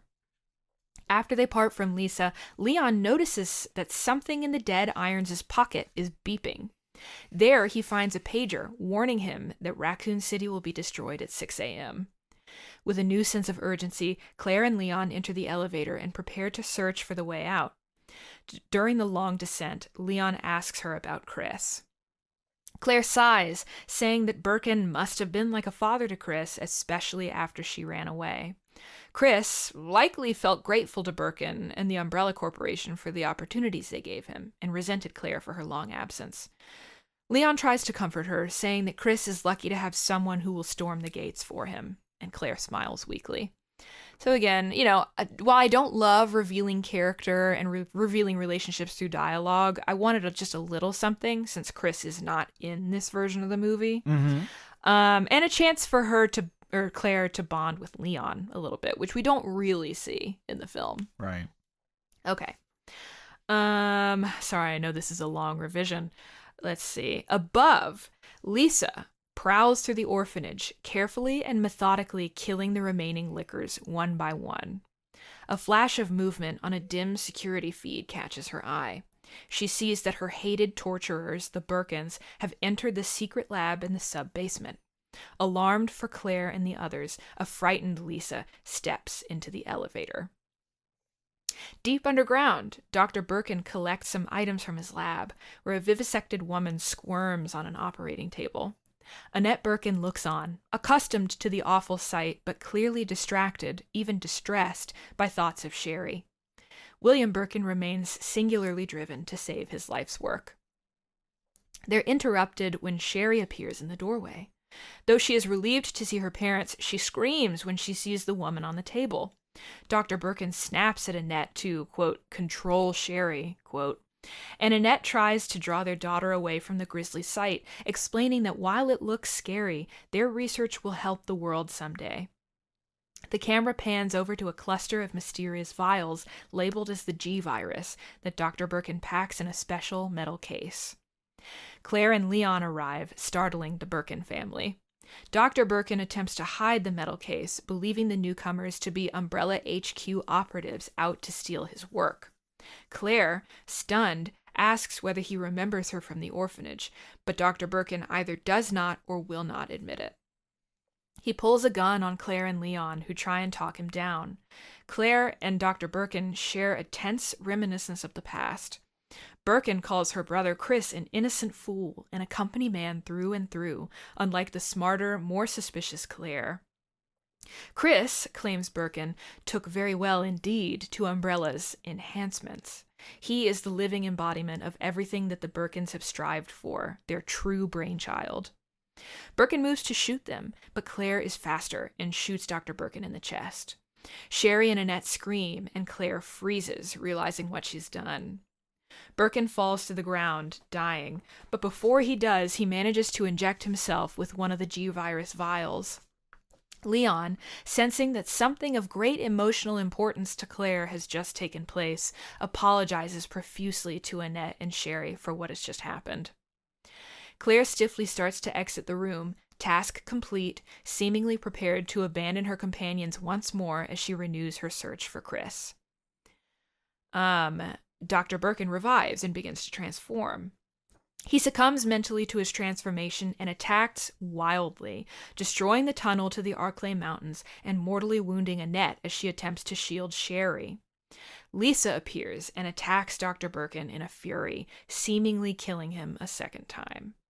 So, I was like, look, if I'm going to cut all these characters and keep Lisa's got to have her moment or moments. Sure. You don't have a super strength endowed mutant wandering around for nothing. Mm-hmm. But also I wanted there to be a little bit more, again, attention to emotion, to character relationships, to betrayal and like the failures of family. Mm-hmm. So that's all that.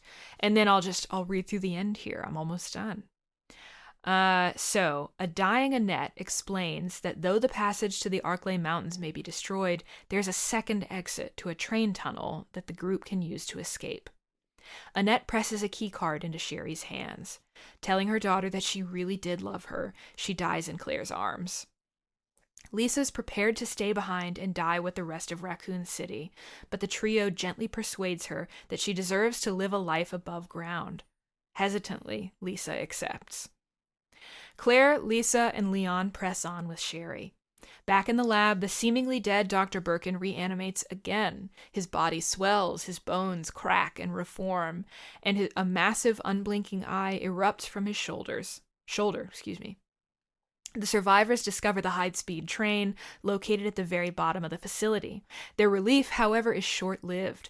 As the train accelerates through the darkened tunnels leading away from the city, a massive weight slams into the rear car.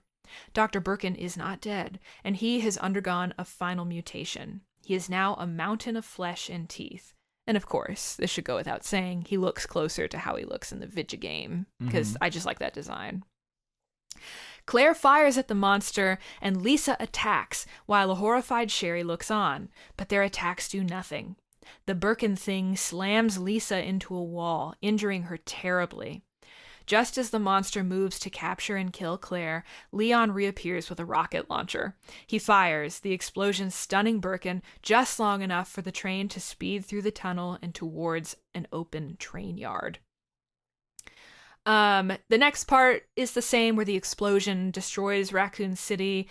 Just the survivors are different. So we've got Claire, Leon, Sherry, and an injured Lisa who emerge from the tunnel. So that's the end of the movie, and then we have our post-credits scene. A beautiful woman in a slinky red dress and an industrial respirator picks her way through the wreckage of the Birkins lab. She walks past the body of the vivisected woman seen earlier, who feebly twitches, somehow still alive after the blast. The woman in red sighs and executes the animated corpse with a delicate mini pistol. Hoisting up rubble and debris with surprising strength, at last she finds what she was looking for, the metal case containing the remaining vials of the G-virus. She then makes her way out of the ruined lab, caressing the dead woman's cheek in a moment of tenderness, or the pretense of tenderness. You never can tell with Ada Wong. The end. Way to go, baby. What do you think? Well, you worked on it a lot, didn't you? I did.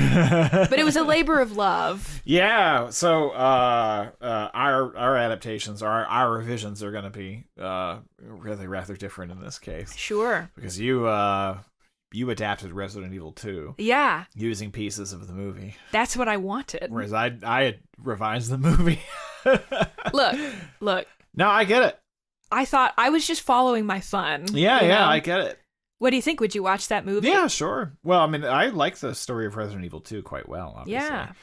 Yeah. So, yeah, you went pretty hard on this one for sure. I did. I couldn't stop myself, though. Yeah. Because I was like, what's my biggest problem with the movie? The cast is too big, and that sort of like thins out all the emotion and all the character stuff. Mm-hmm. So if you fix that problem, something's got to become heftier, bulkier in its place. Sure. So I was just kind of following that to its logical conclusion for me. That was how I found worked to solve the problem. But obviously there's more than one way. Yeah, so I like that version of the movie for sure. Where we're gonna differ, I think, is mine is still ultimately the same kind of movie that this movie is. I follow the same impulse I always have, which is let's make this movie better. Whereas you did your usual impulse, which is let's make a pretty different movie from what this is. Well, I think part of it was that like our past couple of episodes, as we say earlier in the podcast, like have been minimally invasive. Right. And so I kind of was itching to do like a big overhaul. Hard. Yeah, I sure. did. And I finally had, I had enough time to go big too. Yeah. But like I'm totally over here in my like Kubla Khan pleasure dome, like I'm in a world of fancy. Interestingly enough, I think that people who wanted, like Resident Evil fans probably would really prefer your movie. Do you think mine. so? Yeah. Because that's what they want. Most people want a closer adaptation anyway. Which is not, that's not 1-to-1. So, because the Lisa Trevor character is not part of the original story. There's no Mr. X. There's obviously made changes. Yeah. I think I mostly just like Lisa's look. I like her weird little skin suit. Sure. And so I like that, because to me, when we first watched the movie in theaters when it came out, that was like the most memorable element for me, if you can believe it. Like just her design and her presence in the movie. Sure. But I love a thing that looks bad and isn't, like as a trope. Like that really tickles my brain for some reason. Right. So, truly in deference to my own like fantasia of what I wanted this movie to be, that's what I made. Interestingly enough, in the source materials, she has a skin suit because she ripped someone's face off Like she's a malevolent figure. Well, there is so you definitely kept that from the movie that she's actually like a kinder. I mean, she's a tragic character in the video games, but it's still a villainous like monster that you have to overcome. Yeah, and overcome. Yeah. Well, and the movie does accidentally raise the question of like, why is she wearing a skin suit? Like probably not for any good reason. It does not answer that at all, and gleefully so. Sure. But yeah, I am captivated by that character, even if it's more to do with like visual elements and like the little bit that I know of her in the games and stuff. But we like what we like. I would love to hear though your revision. Let's do it. Yeah. Okay. The film opens in the mid-1980s within the cold institutional walls of the Raccoon City orphanage. A young Claire Redfield is awakened in the middle of the night. Claire's brother, Chris, is asleep nearby. Chris watches... messing up already. Claire watches as a young girl is escorted from her bed by a nurse and men in lab coats.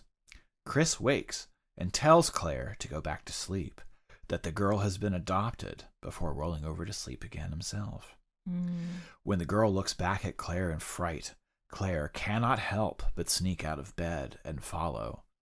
She hears a frightened cry, but before she is able to investigate further, Dr. William Birkin, the facility's director, appears and grabs her suspiciously, but relents when Chris appears and lies, saying that Claire sleepwalks sometimes. Chris takes her hand and escorts her back to bed. The story jumps forward to the late 90s. Claire Redfield, now a hardened young woman, has been dreaming the flashback and is presently hitching a late-night ride from a truck driver back to her hometown, Raccoon City, to meet with her brother. Claire is startled awake from... Oh, no, meant to cut that. She's not startled awake from a nightmare. In fact, she's dreaming rather pleasantly of her brother. So that's not a nightmare that she wakes from. It's actually a positive recollection of her brother. The hand-holding. The loquacious truck driver explains that ever since Umbrella started pulling out, Raccoon City is the kind of place you drive through, not stop in. Distracted by Claire's presence, despite her apparent disinterest in conversation and the heavy rain, the driver hits a woman standing in the middle of the road. Initially, the woman appears dead. Claire attempts to calm the panicking driver, but as they turn away, the body disappears. The driver's pet Doberman leaves the cab of the truck and licks up the blood left on the asphalt. So that's fundamentally the same, but the driver is a friendlier figure. A normal person. Yeah, he's a normal guy. Sure. And so he doesn't try to sleep with Claire. He doesn't try to talk her out of... doesn't creep on her. Yeah, so to the extent that he's saying... let's keep going to the next town. It's not because, hey, keep going to the next town where you can have sex with me. I really like the change that you make in the beginning of, it's not Lisa she sees. It's like evidence of Umbrella's naughty behavior. Right. Good. Very good. So, local diner. That's all the same. The introduction to Leon, who is so sleepy, Jill and Wesker, all the same. Richard as well, though he's quite a secondary figure. The truck driver drops Claire off at Chris's house, all the same. The Doberman bites the truck driver. So Claire knocks on the door to Chris's house, but receives no answer. She sees a strange-looking child and woman in the window of the house next door, both of whom stare ominously before closing their curtains. Claire eventually breaks into the house using her knife. Claire examines a photo of Chris and Dr. Birkin. Chris finds Claire in his living room and recognizes her instantly, saying that the photo was taken on his graduation at the academy. He says that she probably doesn't approve that Birkin is in the photo, which she affirms, but he replies, well, he was there. Chris, now a police officer, feels grateful to Birkin and the Umbrella Corporation for the opportunity he feels that they've given him, and resents Claire for her long absence after she fled the orphanage. Claire has returned, however, because she has been communicating with a conspiracy theorist named Ben Bertolucci, who claims that Umbrella has leaked something into the water supply. So mostly the same, but let's take the dialogue a little bit off the nose. Sure. Yeah. So almost always when you're talking about bad dialogue, which the correction is less dialogue. Yeah. Just cut things. It needs to be briefer. You need to allude to what is being unsaid. And the way things go unsaid is you don't say them. So that's mostly what needs to be fixed there, is cutting dialogue. Anyway, elsewhere, a phone rings. Dr. Birkin wakes and answers groggily, but his gaze hardens from whatever news he receives. He sternly tells his wife to get dressed, as they need to leave right away. Frightened, she complies. No sherry. Back at the Redfield house, the wailing of the town's emergency sirens interrupts Chris's and Claire's argument. An angry and unconvinced Chris leaves for the police station, telling Claire to leave. Before Claire can depart as well, she turns to see the woman neighbor she'd noticed earlier, pressing her bloodied hand against the glass screen door. I'm cutting itchy tasty. It's just a streak of blood. Sure. That's all you need. The woman confusedly turns and walks away before the boy neighbor runs in from another entrance and crawls underneath a table. Claire, puzzled, kneels to check on the boy, and in so doing is surprised by the woman jumping through the glass door. She tackles Claire, screaming, but Claire is able to escape and flee using Chris's motorcycle.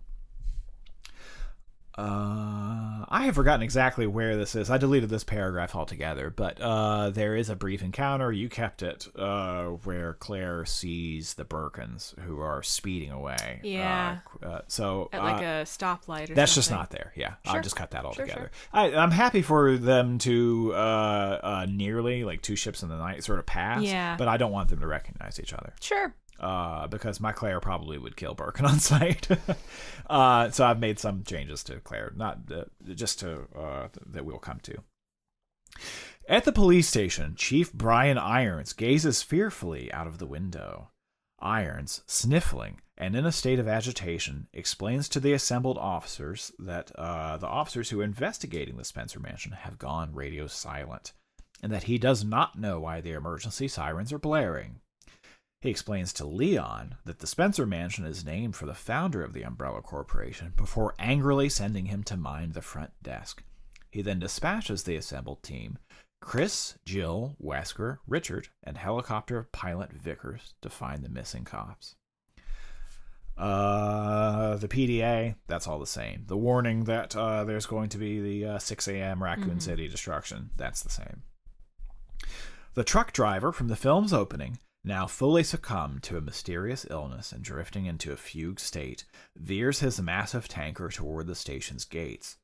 The truck flips and explodes in spectacular fashion, right at the threshold of the R.P.D. Through the smoke and flames, the driver emerges. He seems oblivious to the fact that his flesh is ablaze, and he staggers through the doors toward a stunned Leon Kennedy, still wearing his headphones, but suddenly awakened by the explosion. AKA, Leon is awake to witness it. Otherwise, it's exactly the same, but in the original version, he's asleep while the zombie approaches. Here, he's awake. He's just baffled at what is just happening. It's just unfolded in front of him. He's completely stunned. Sure. Irons appears and fires at the driver, killing him. He warns Leon to lock the gates to the station. Chief Irons collects his effects from the office, notably including a bag containing white powder and labeled evidence, which he makes no attempt to hide from Leon, and attempts to make a break for it.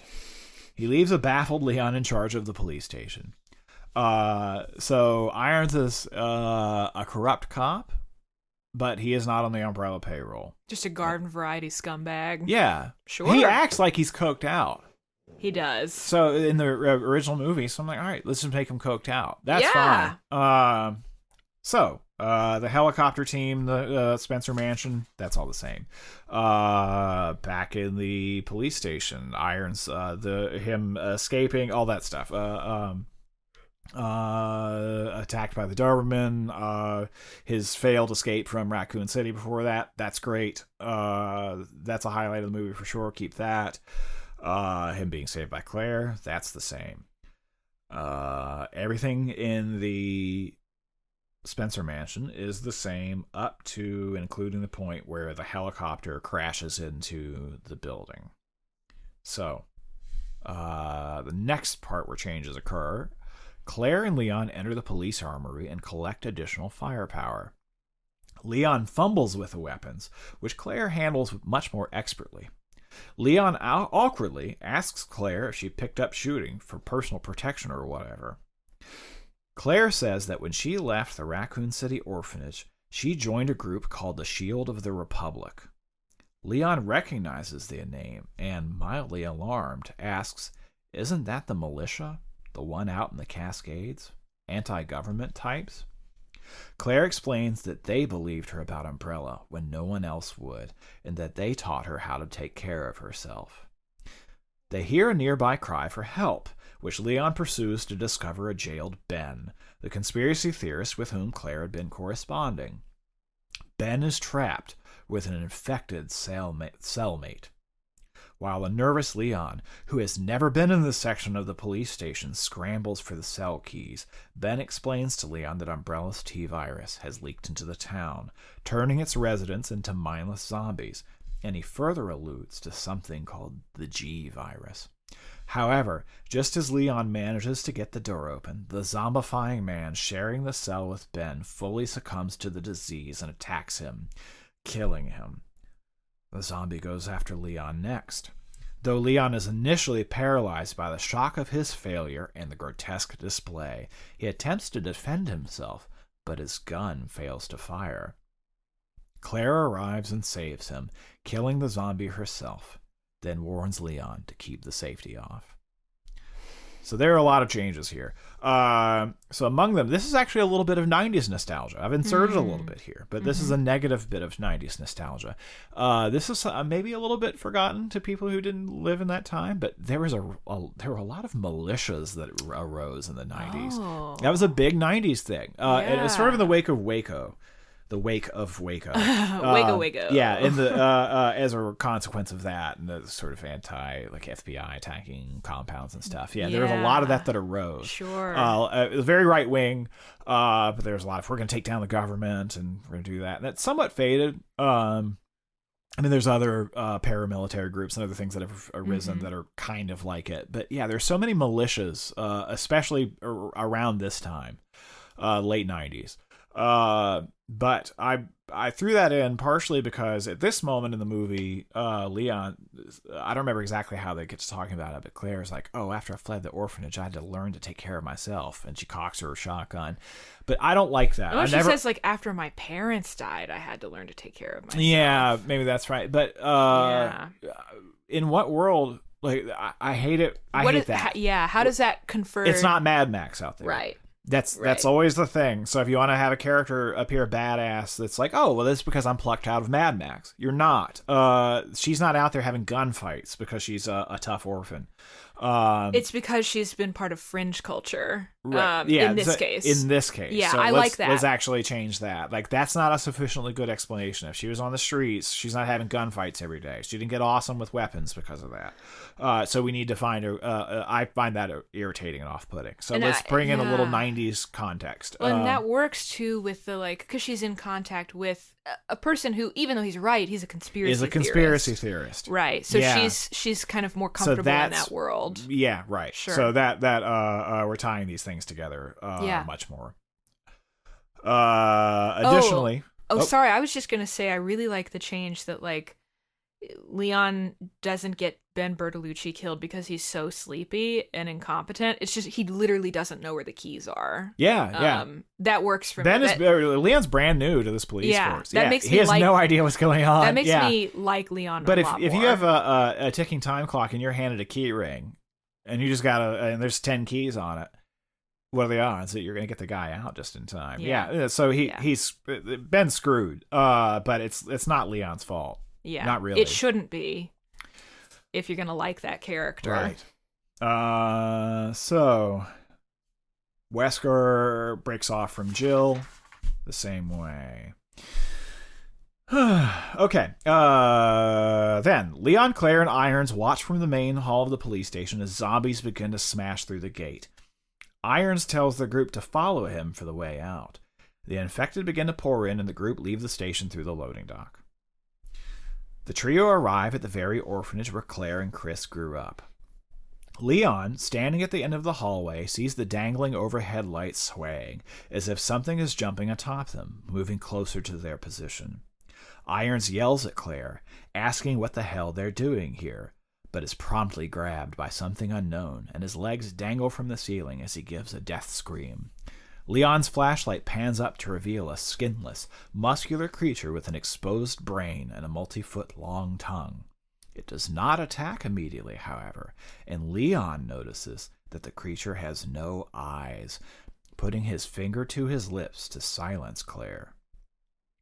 The now duo step away quietly, but their attempt at stealth is quickly thwarted when zombified nurses spring from a hallway door and attack them. Claire is grabbed by an infected and struggles to get free, but Leon kills the nurse before being taken down himself. Leon, prone, is about to be eaten, but the zombie is beheaded, and the monstrous creature takes its place atop him. Claire stabs the creature in the exposed brain, which prompts the still not dead beast to whip Claire with its prehensile tongue, sending her across the room. Switching its preferred prey to the now stunned Claire, she waits for death until Leon, screaming, exhausts all of his shotgun ammunition into the creature, after which it finally succumbs. After taking a moment to catch their collective breath, Leon repeats the dead Chief Irons' question, "What are we doing here?" Claire, now able to see Leon as something other than dead weight, makes her way to the orphanage playroom, where she remembers biting the orderlies to escape from them, presumably the night when she in fact ran away from the orphanage and abandoned Chris. Before she fled, she saw a previously hidden, illuminated silhouette in the shape of a door behind what appeared to be just a wall. She explains that Ben clued her in, that there was some connection between the orphanage and the Spencer mansion, where Umbrella kept their hidden labs, and that as soon as he told her, she knew where to find it. Feeling around in the area, she stumbles across a hidden keyhole. Leon asks if she has the key. She responds by firing at the lock, and the door opens, revealing a secret elevator which they use to descend. So, the change is there. So there's a little bit more of an action scene. It's a little more elongated here. It's not, Lisa does not kill the liquor, obviously. So our heroes do, but Leon actually has this moment where he's not oafish and stupid anymore. Yeah. He rises to the occasion. I'm borrowing this from the games. The liquors, they're blind. Right. Liquors are blind. So you sneak past them very quietly. They won't know that you're there.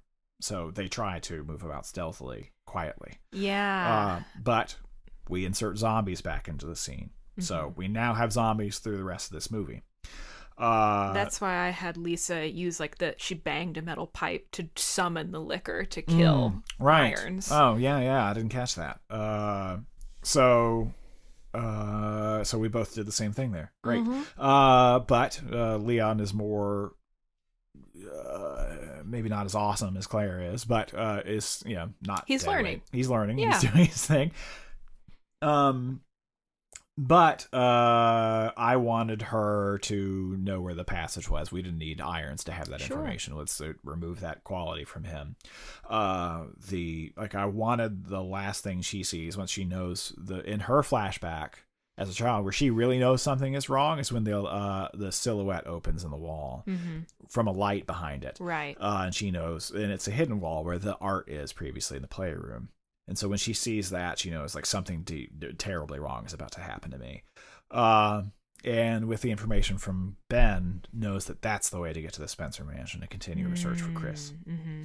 Yeah. Who is remote, inaccessible to her otherwise. Right. And the matter of the key. So in the movie, it's the keys have on them the heads of, or the suits from playing cards. Yeah, that's a little allusion to the game. It's irrelevant. Mm-hmm. Keep that, but also an allusion to the game. In the video game, you can't shoot down doors or anything. With I mean, your characters can walk around with rocket launchers, but a wooden door is impassable. Mm-hmm. So I'm making fun of the game a little bit here. Sure. So you can just shoot the lock. Who cares?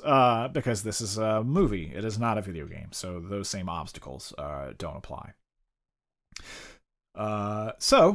Chris fighting at the Spencer Mansion, that's exactly the same. We didn't really talk about that. That's all really great. Everything, that stuff works. Everything with all of the officers in the Spencer Mansion fighting for their lives. The use of darkness in that. The framing of the zombies. Using the only being able to see with the light of the lighter. Which is going out and relighting it constantly. That's all really good. Yeah. I guess I should specify, I chose to excise that stuff from the movie, not because I think it's bad or lesser or anything. I just wanted to do the stuff with, the Claire Leon story more than I wanted to do the Spencer Mansion. But I think they're both quite fun and could make good movies.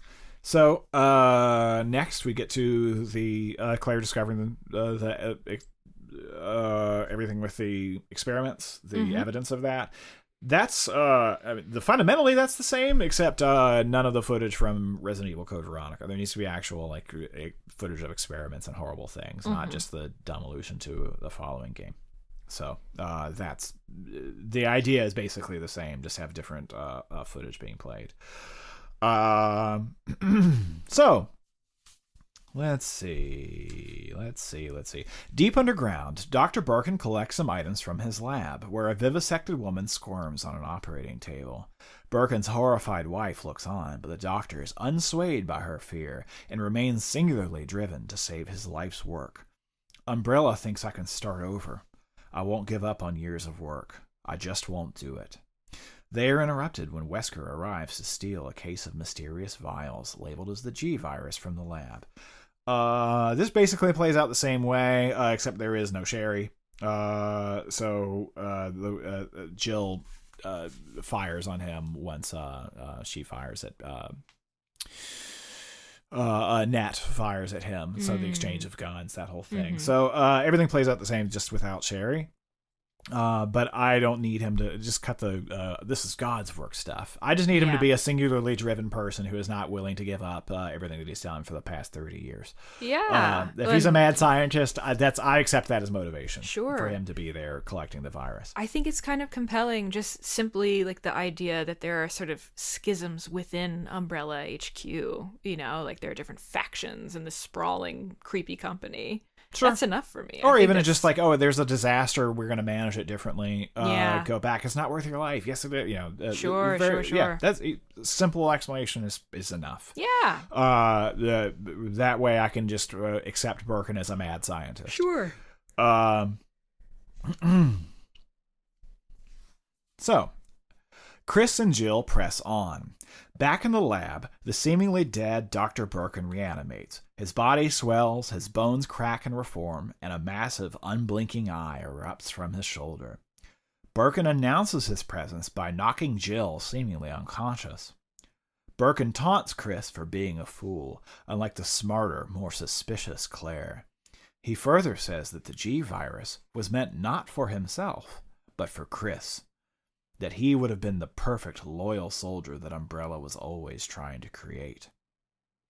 Chris moves about stealthily, but the powerful Birkin smashes through obstacles with ease, drawing the attention of nearby zombies, who attack an untroubled Birkin, but a much more vulnerable Jill, who is coming to from Birkin's attack. Just as Birkin is about to overcome Chris, Claire arrives and saves him, killing Birkin with shotgun fire.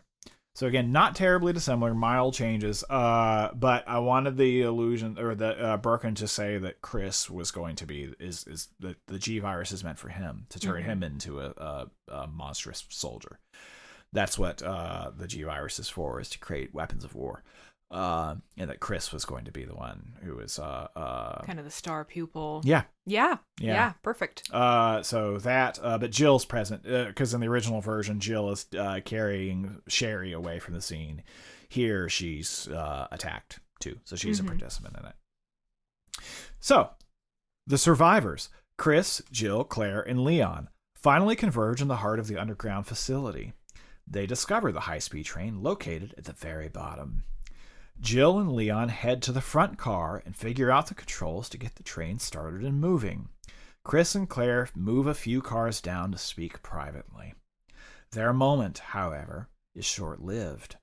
As the train accelerates through the darkened tunnels leading away from the city, a massive weight slams onto a middle car.